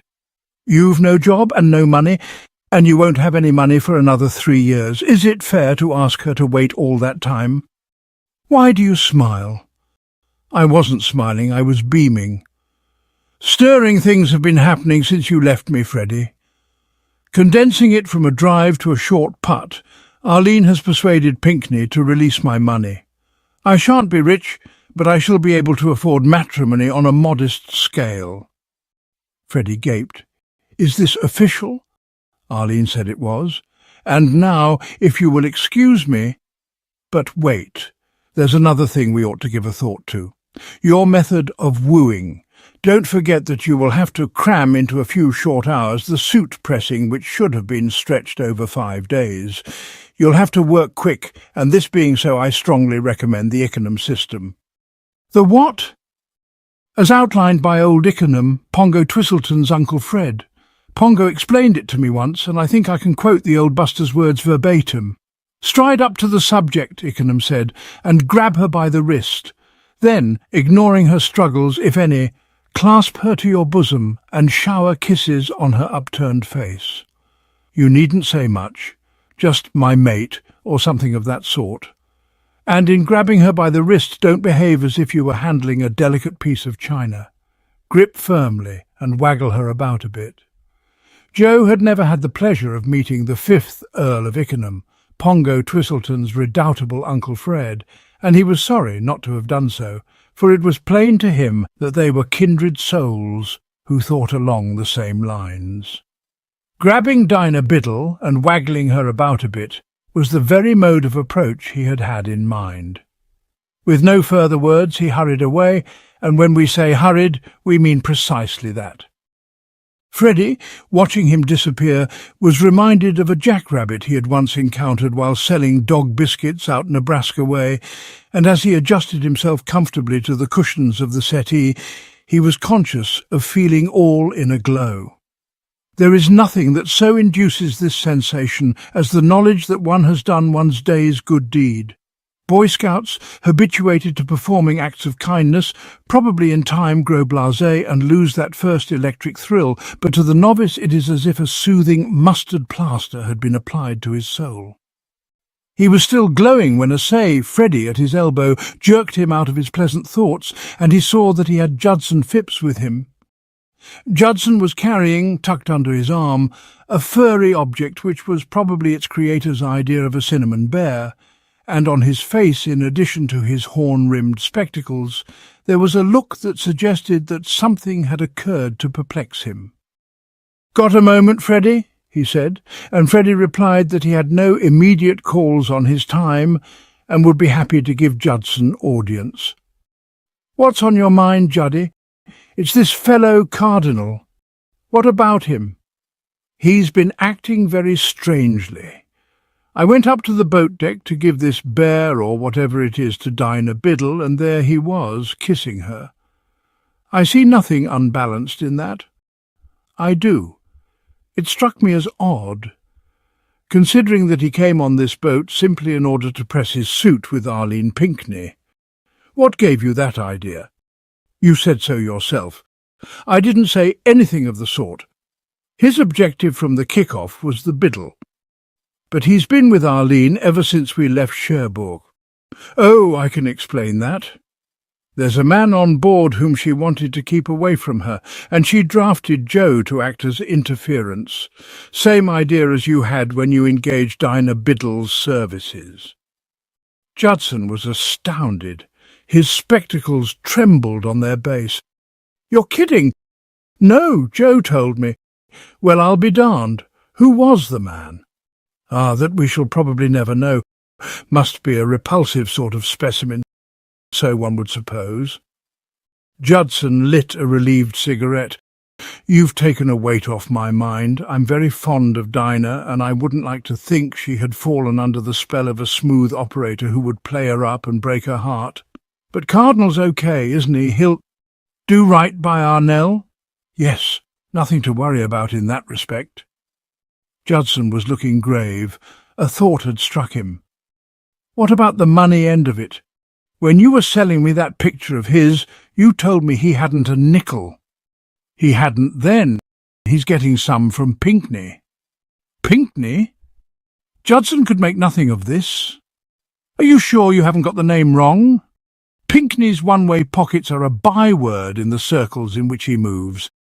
I can't see him handing out money. It's Joe's money. Pinkney's his trustee." "Oh, I see. For years he's refused to let Joe have the stuff, but tonight he agreed to come across." "You don't say." "So I learned from a source close to him. Very remarkable. Very. But does him credit?" "Yes. And now, Juddy, I must ask you to leave me. You're interrupting my glowing." "Your what?" "When you came up, I was glowing." "What about?" "Oh, nothing special," said Freddie. "Just glowing." Judson, as he removed himself, was also feeling quite a glow. It was caused by the discovery that his future brother-in-law Arnold Pinkney, whom he had always supposed to be totally lacking in the milk of human kindness, was in reality well stocked up with it. He had told Freddie that he and Mr. Pinkney got on all right, but this was merely because he kept out of the latter's way as much as he could. Privately, he considered Mr. Pinkney a dangerous specimen and had never suspected him of having a softer side. As Freddie had said, he was a sentimentalist, and what a motion picture magnate would have called the Cardinal story had touched him. This evidence that it had also touched Mr. Pinkney warmed his heart, and it seemed to him that it would be a graceful act to seek him out and tell him how greatly his magnanimity was appreciated. He found him in his stateroom reading a balance sheet.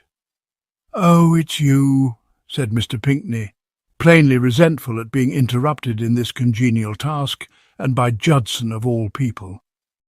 In becoming betrothed to Judson's sister, Mr. Pinkney had realized that he must accept Judson as part of the package deal, but that did not mean that he had to give him an effusive welcome when he came uninvited to his stateroom.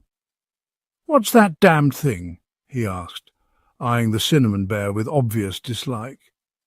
"Just a small tribute of my esteem for Dinah Biddle," Judson explained. "I think she'll like it, don't you?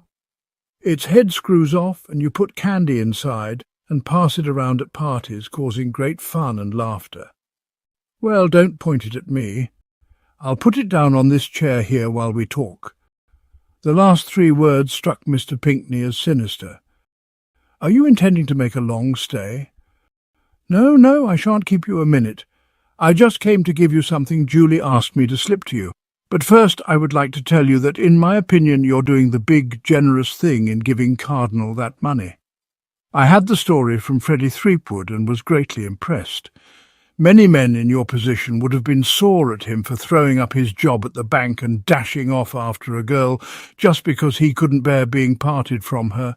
But you took the romantic view. Love's love, you said to yourself, and in my opinion it was the right spirit." Judson paused. He was interested to see that the recipient of these stately compliments was turning purple. Not so purple as he was going to turn later, when the subject of the necklace was broached, but purple enough to cause concern. "Do you mean—" said Mr. Pinkney, and he too paused. "Do you mean to tell me—" He paused again. "Do you mean to tell me," he demanded, at last becoming coherent, "that my nephew Joseph has given up the post I got for him at the New Asiatic Bank and has come on this ship because he is infatuated with some girl?" "That's it, I thought you knew." "Cook!" said said Mr. Pinkney, or something that sounded like "gook," and made for the door. "I am going to find that young idiot and tell him what I think of him," said Mr. Pinkney, and was gone with an agility remarkable in so stout a man. Left alone, Judson removed his spectacles and polished them with a thoughtful handkerchief, his habit when life was not running smoothly. He found the sudden purpling of Mr. Pinkney's face, and the abruptness of his departure disturbing, and the conviction had begun to steal over him that he had said the wrong thing.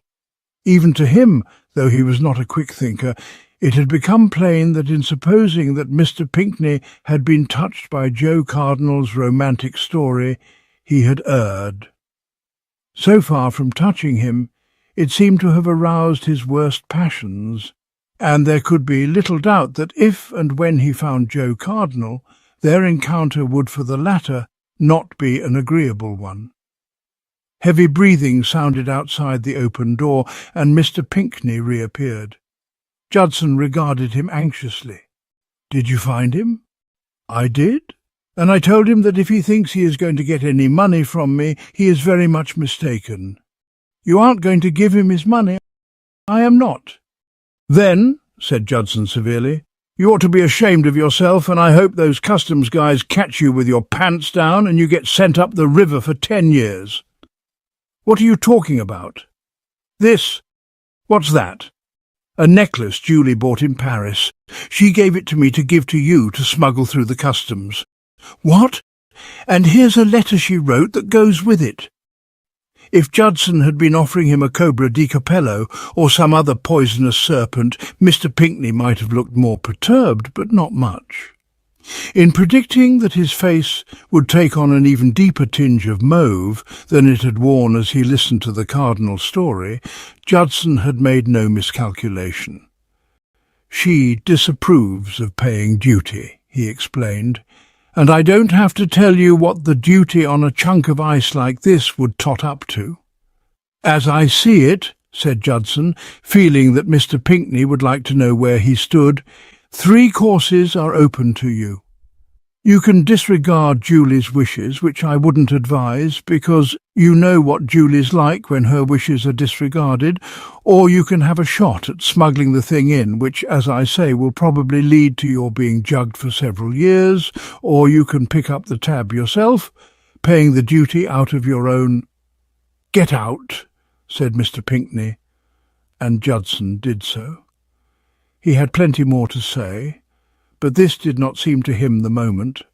It was probably the relief of being freed from his future brother-in-law's company that after a short while enabled Mr. Pinkney to start thinking with a certain measure of coherence.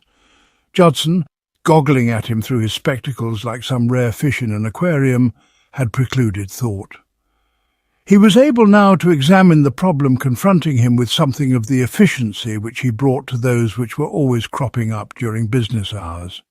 It was, he could not but see, a problem that called for the exercise of his fullest powers. His opinion of Judson's intelligence was low, but he was unable to deny that in his parting speech that not very gifted young man had spoken sound sense, outlining the position of affairs with a lucidity which would have done credit to someone with a far higher IQ. There were, he had said, 3 courses which he, Pinkney, could pursue, and he, Pinkney, found it difficult to decide which of them he liked least. At the thought of what his betrothed would have to say if he refused to carry out her instructions, his flesh crept. But so it did at the thought of being arrested for smuggling. And as for paying the duty out of his own pocket, it became positively agile at the prospect. He had always been a careful man with his money. What he wanted was a 4th alternative, and there did not appear to be one. It was as he reached this depressing conclusion that his eye was caught by the letter from his betrothed which Judson had laid on the bed table, and he picked it up and opened it. He was not expecting to derive any solace from it, but reading it was something to do. It was a short letter, written by a practical woman who believed in keeping to the point. Smuggling, she said, was pie. All he had to do was go to the ship's shop and buy a Mickey Mouse, or if he preferred it, a Felix the cat, and go ashore with the necklace in its interior. She could testify to the efficiency of this routine, for she had tried it with gratifying success. The only reason she was not handling the thing herself, she explained, was that her purchases in Paris would have made her a marked woman, for these darned shops always notified the customs people who had bought what, and they went through your belongings with a fine tooth comb. He, of course, would have none of this inconvenience. She concluded with a cheery "best of luck," and said that she was looking forward to seeing him again. "Cook!" said Mr. Pinckney, and flung himself into a chair. And as he did so, he became conscious of an odd feeling that he was not alone. He seemed to sense an unseen presence. It was as if he were being watched by ghostly eyes, which was curious when you came to think of it, because it was unlikely that a stateroom on the sea deck of a reputable ocean liner would be haunted. Then, scanning his surroundings more closely, he saw that his roommate was not a spectre, but the woolly cinnamon bear, which Judson, when getting out as requested, had omitted to take with him. Most of Mr. Pinckney's business successes had been the outcome of flashes of inspiration, and it was a flash of inspiration that lightened his darkness now, though he would have been the first to admit that he owed much to his Julia and her letter. He had remembered something Judson had said on entering the stateroom. It was not often that Judson's remarks lingered in people's minds, but his words on this occasion came back to Mr. Pinckney as if played on a record. "Its head screws off and you put candy inside," he had said, speaking of this cinnamon bear, and he had mentioned that he was giving it to Mr. Pinckney's secretary, Dinah Biddle, as a token of his esteem.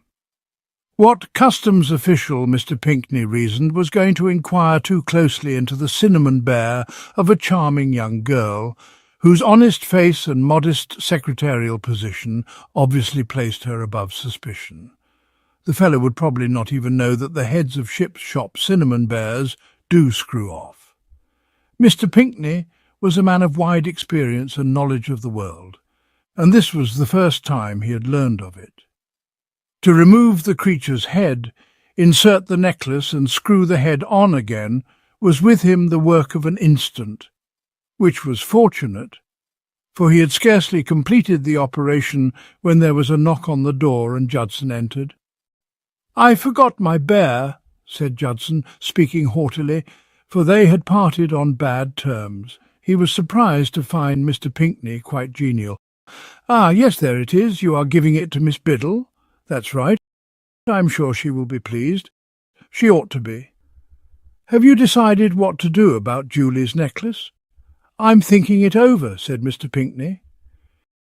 "He told me he was thinking it over," said Judson. "Well, he seems to have thought to some purpose," said Freddie. "He's as calm as a halibut on ice." The SS Atlantic had come to journey's end, and they were standing in the PT section of the New York customs sheds, watching Mr. Pinckney as a stern-faced man in uniform examined his baggage. And indeed, there was nothing in Mr. Pinckney's aspect to suggest that that baggage harboured a guilty secret which might at any moment be exposed to the pitiless light of day by a flick of the inspector's fingers. Despite the fact that the latter, as deficient in simple faith as he was in Norman blood, was being very thorough in his researches, his face was untroubled, and his whole demeanour, as Freddie had said, as nonchalant as that of a fish on a fishmonger's slab. His placidity smote Freddie like a blow. "There's no justice in the world," he complained. "There stands a man who thinks Peterson's pup food superior to Donaldson's dog Joy, and on top of that refuses to give Joe Cardinal the money he is morally entitled to. And does the wrath of heaven strike him? Not by a jugful. With a light laugh he flouts the most sacred laws of the United States of America and gets away with it. See, the bloodhound has let him through. We know that necklace must be concealed somewhere in his effects, but he's managed to tuck it away so shrewdly that even an experienced customs inspector failed to find it. It's uncanny. "Well, I'm getting out of this," said Freddie, surveying his surroundings with an unappreciative eye. "I always say these customs sheds are all right for a visit, but I wouldn't live here if you gave me the place. I'm going to take a taxi to Great Neck and drop my lighter things and get my car and drive back and have lunch at the plaza. Perhaps you will join me?" Judson was obliged to refuse the invitation. He had, he said, a date, but you only landed about 20 minutes ago. I fixed it up just now on the phone. "A girl?" "Yes. Well, God bless you, then I'll be pushing along."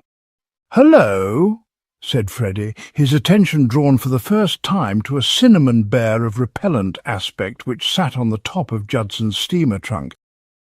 "I thought you were giving that thing to Dinah Biddle. She didn't want it. I'm not surprised.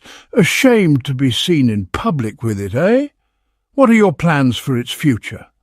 "I was thinking of dropping it in a litter basket." "You can do better than that. Give it to me." "You don't mean you want the beastly thing?" "Not for myself," Freddie hastened to assure him. "But I've a friend named Bream Rockmetella who recently added a junior to the strength. Well, of course, actually Mrs. Bream did most of the heavy work, but Bream gets his name on the bills, and an object like that will be just the infant's cup of tea. I don't know if you've noticed it, but all babies are practically dotty. Where you and I shrink from this cinnamon bear, the young Rockmetella will be all over it. No accounting for tastes. Right then, let me have it." Freddie's bijou residence in Great Neck was near what had been the Soundview golf course till the developers took it over, and a swift taxi brought him there in a short space of time. His return to the metropolis was delayed for some 20 minutes by Lana Tuttle, the cook whom Mrs. Freddie had left in charge. Lana was an immigrant from the Bottleton East section of London and was anxious for information as to how the old town had been getting on since she left it. She also had interesting local news to impart, items of public interest such as that there had been a burglary at the Witherspoons down the road, and others of a more private nature, such as that she was going to wash her hair that afternoon. It was a little past 1 o'clock when Freddie entered the plaza's dining room and began his lunch, and he had just finished it when, like Mr. Pinckney in his stateroom, he became aware of a presence. Looking up, he saw that he had been joined by Judson Phipps. He greeted him cordially. "Welcome to the Empire City, Juddy. Have you been lunching here? I didn't see you. We were over in a corner. Where's the girl?" "She left. She had to go to a rehearsal," said Judson. He took a chair. His manner was grave. "Do you know what?" "What?" "We're engaged." "You are? When did this happen?" "Over the coffee." "You work quick, don't you?" "Well, heartiest congratulations and all that." "Thanks, but I'm beginning to wonder if I've done the smart thing." "Already?" "It came over me as I was putting her in her taxi. I'm not sure she's my type. Still, she isn't Arlene Pinckney." "No, there's that," said Judson, cheering up a little. "But I think I could use a drink. One for you as well?" "No, thanks. I've got to phone Aggie. I tried to get her before lunch, but she was out." Freddie's route to the telephone booths lay through the lobby, and as he approached the newsstand, his eye fell on a man buying a paper there, and he was struck by his extraordinary likeness to Mr. Bunting of the legal firm of Bunting and Satterthwaite. Looking more closely, he saw that the resemblance was due to the fact that the other was Mr. Bunting, the last person he would have expected to see in Midtown Manhattan. "You?" he said, astounded. "Ah, Freddie, I thought we might run into one another before long. But what are you doing over here?" Mr. Bunting had a ready explanation. "If you remember, when we parted, I was about to get your father-in-law on the transatlantic telephone to discuss with him the idea of settling that lawsuit of his. Being a man whose slogan is, 'Do it now,' he asked me to fly over and confer with him, which I was very happy to do. They tell me at the office that he's out of town. He's down at Westhampton Beach." I was planning to go there this afternoon. Give you a lift, if you like. That would be capital. We might start as soon as I've phoned Aggie. How long will it take you to pack? Not long. Then I'll meet you in the lobby. We'll stop off for a moment at my place in Great Neck and pick up my things, and on the way I'll tell you something about Arnold Pinckney that will make you sit up a bit. Oh yes, and also the latest about Judson Phipps. How about lunch? Have you had yours? Just my usual glass of hot water, said Mr. Bunting. They serve an excellent hot water here. Judson had had his drink and was taking a slightly more cheerful view of his matrimonial future. He was still not quite sure that he had done the right thing in becoming betrothed to Miss Elaine Jepp of the personnel of the ensemble at the Alvin Theatre. But, as Freddie had said, she was not Arline Pinckney, and it was in quite a tranquil frame of mind that he paid the waiter, asked him which of the two contestants for the forthcoming light heavyweight contest he fancied, and sauntered out into the lobby. He had scarcely reached it when the door of one of the elevators opened, and Mr. Pinckney shot out, a purple and agitated Mr. Pinckney who attached himself to his coat sleeve with a feverish grasp, and asked him where that thing was. "Thing?" said Judson, not unnaturally at something of a loss, and Mr. Pinckney explained that he was alluding to the bear or whatever it was that he had brought into his stateroom on the previous night. He understood, he said, from Miss Biddle that she had given it back to him. "Oh, that," said Judson. "Yes, she didn't seem to want it." "Well, I want it. Where is it?" "I gave it to Freddie Threepwood." "What? He was going to hand it on to the infant son of some buddy of his." It was impossible for Mr. Pinckney actually to turn pale, but his face became noticeably less mauve. "You must get it back from him." "Why?" "Never mind why. I have urgent need of it. I think he took it to his house at Great Neck." "Where is Great Neck?" "Just outside New York. Do you know where Threepwood lives?" "Oh, sure. I've been there lots of times." "Then go now. Hire a car and drive there immediately. I can't go myself. I have an important conference in my suite here this afternoon."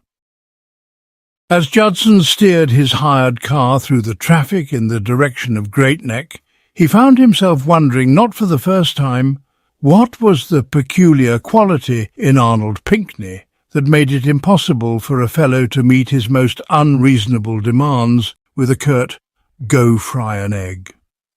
He was still wondering as he turned off the main road and drew up outside the Threepwood home.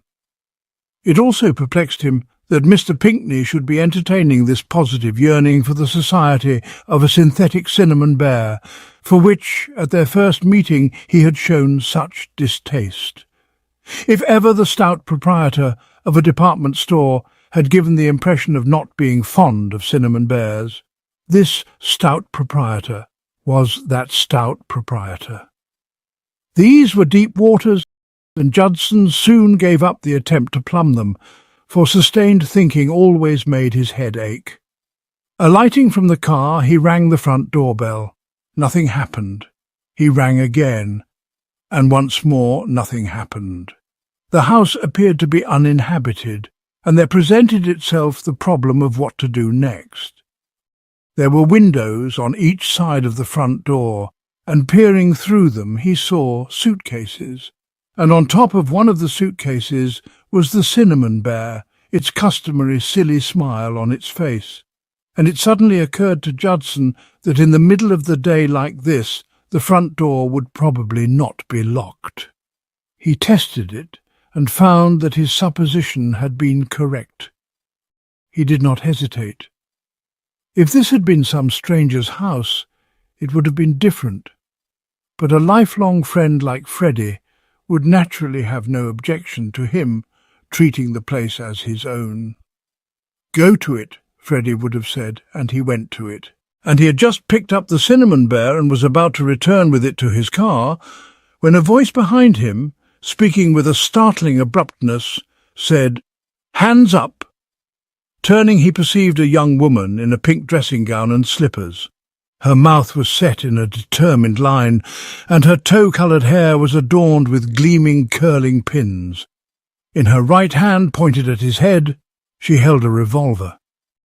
The burglary at the Witherspoons down the road had made a deep impression on Lana Tuttle, causing her to purchase from her own private funds the firearm without which, in her opinion, no American home was complete. Only this morning she had offered to give the mailman attractive odds that marauders would be around at Chez Threepwood before either of them was much older. And here, just as she had predicted, was one of them. A nasty, furtive, spectacled miscreant, probably well known to the police, who are notorious for their fondness for low company. It is not given to every girl who makes prophecies to find those prophecies fulfilled within a few short hours of their utterance, and the emotions of Lana Tuttle were akin to those of one who sees the long shot romp in ahead of the field, or who unexpectedly solves the crossword puzzle. Mixed, therefore, with her disapproval of Judson was a feeling almost of gratitude to him for being there. Of fear she felt no trace. She presented the pistol with a firm hand. One calls it a pistol for the sake of technical accuracy.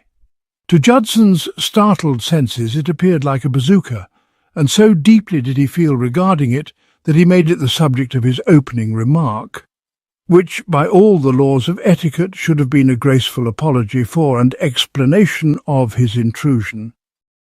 "You shouldn't point guns at people," he urged.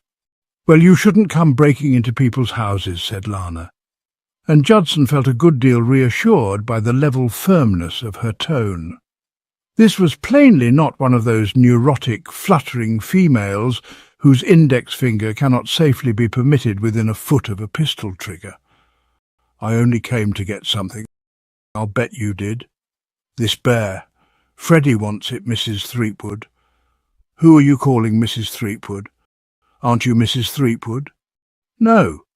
"You aren't married to Mr. Threepwood?" "No, I'm not." Judson was a broad-minded young man. "Ah, well, in the sight of God, no doubt. I'm the cook." "Oh, that explains it." "Explains what?" "It seemed a trifle odd for a moment that you should be popping around here with your hair in curlers and your little white ankles peeping out from under a dressing-gown." "Coup?" said Lana in a modest flutter. She performed a swift adjustment of the garment's folds. "Keep your hands up, but I'm getting cramp. Serves you right. But listen, my dear little girl." "Less of it," said Lana austerely. "It's a bit thick if a girl can't catch a burglar without having him start to flirt with her. I'm going to call the cops and have them see you in curling pins." "What's wrong with my curling pins?" Nothing," said Judson hastily. "I admire them, and they won't see me in curling pins because I shan't call them till I've dressed. I'm going to put you in the cellar and lock you in till they come. Skip lively." Judson did as directed. When coping with the New York traffic, Freddie was always a driver of silent habit. It was not till the Triborough Bridge was passed, and the road had become somewhat clearer, that he embarked on the narrative which he had predicted would make Mr. Bunting sit up a bit, starting Chapter 1 with the tale of Arnold Pinkney's smuggling activities. "I wouldn't have thought it could be done," he concluded. There was Pinkney, his baggage literally bursting with diamond necklaces, and there was this customs bloke, all eagerness to catch him bending, and not a thing happened.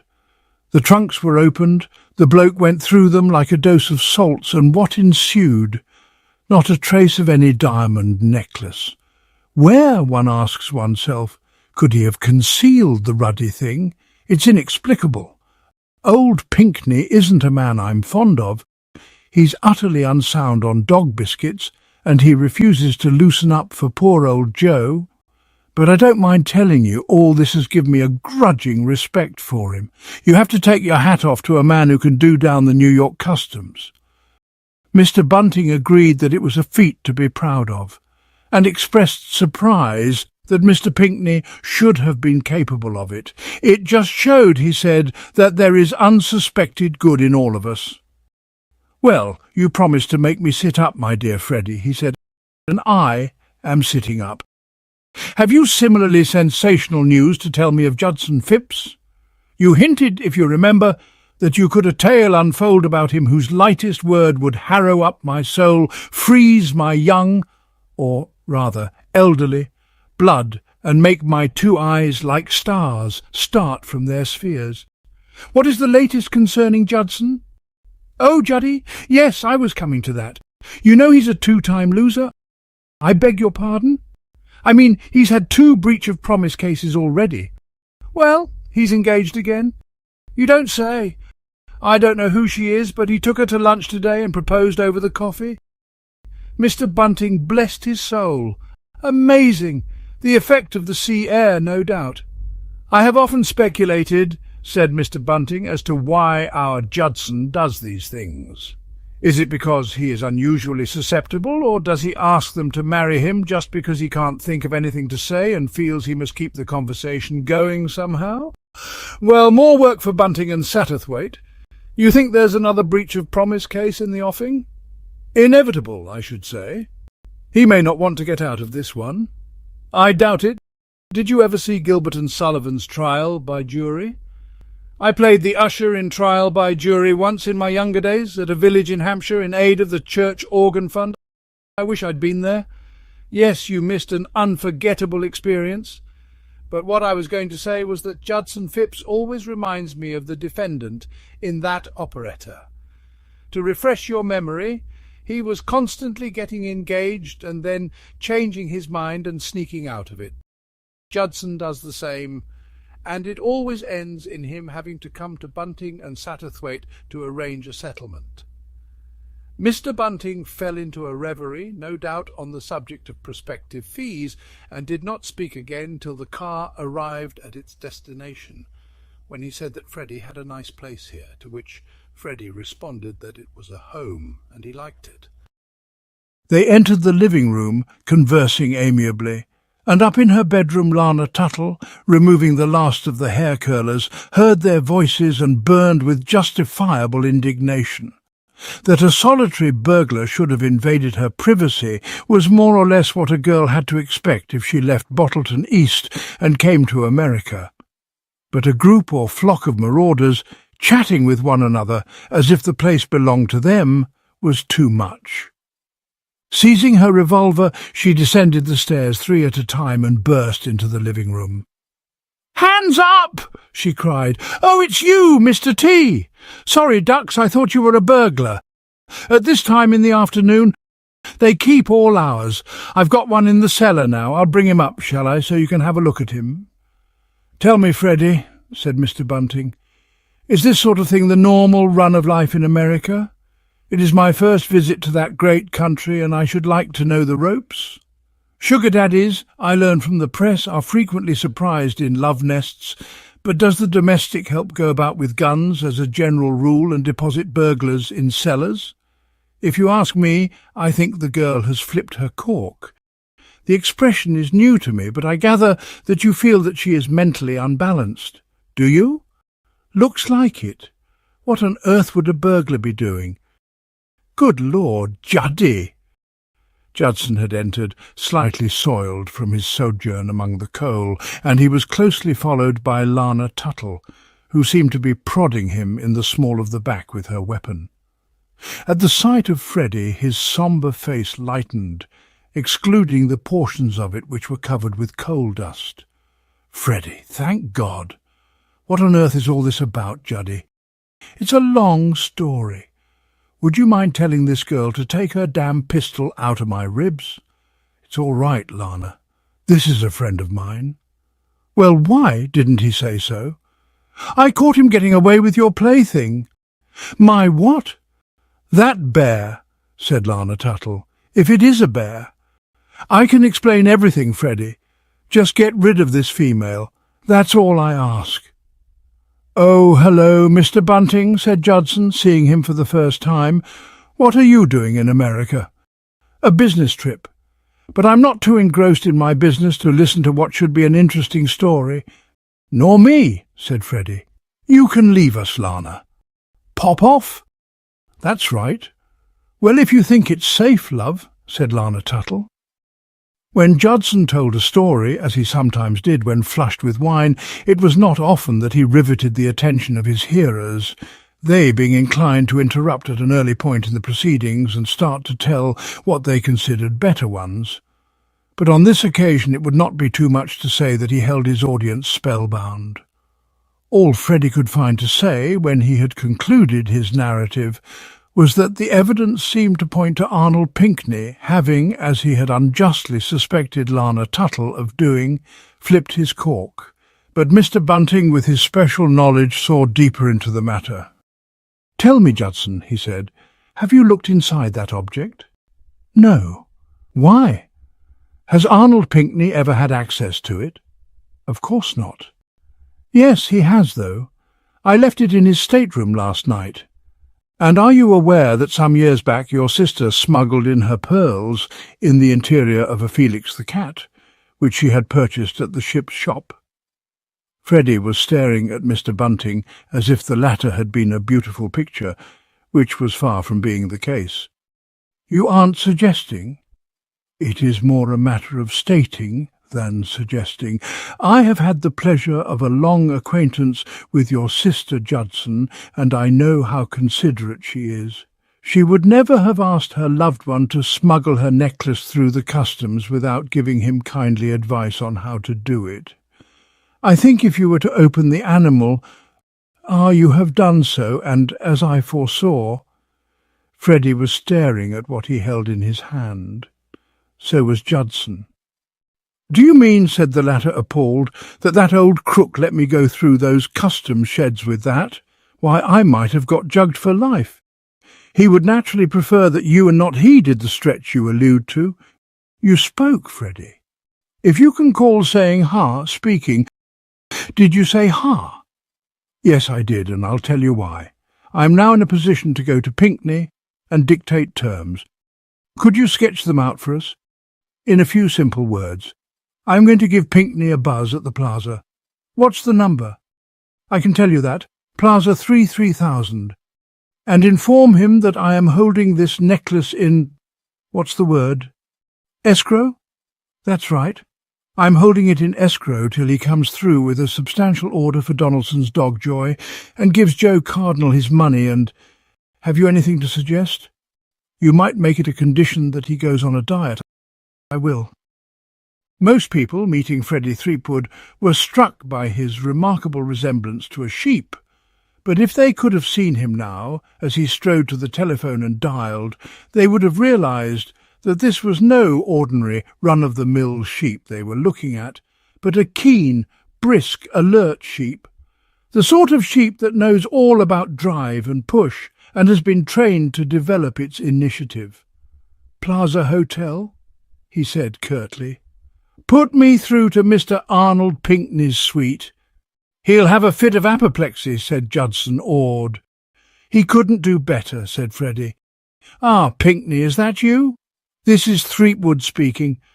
Listen, Pinckney,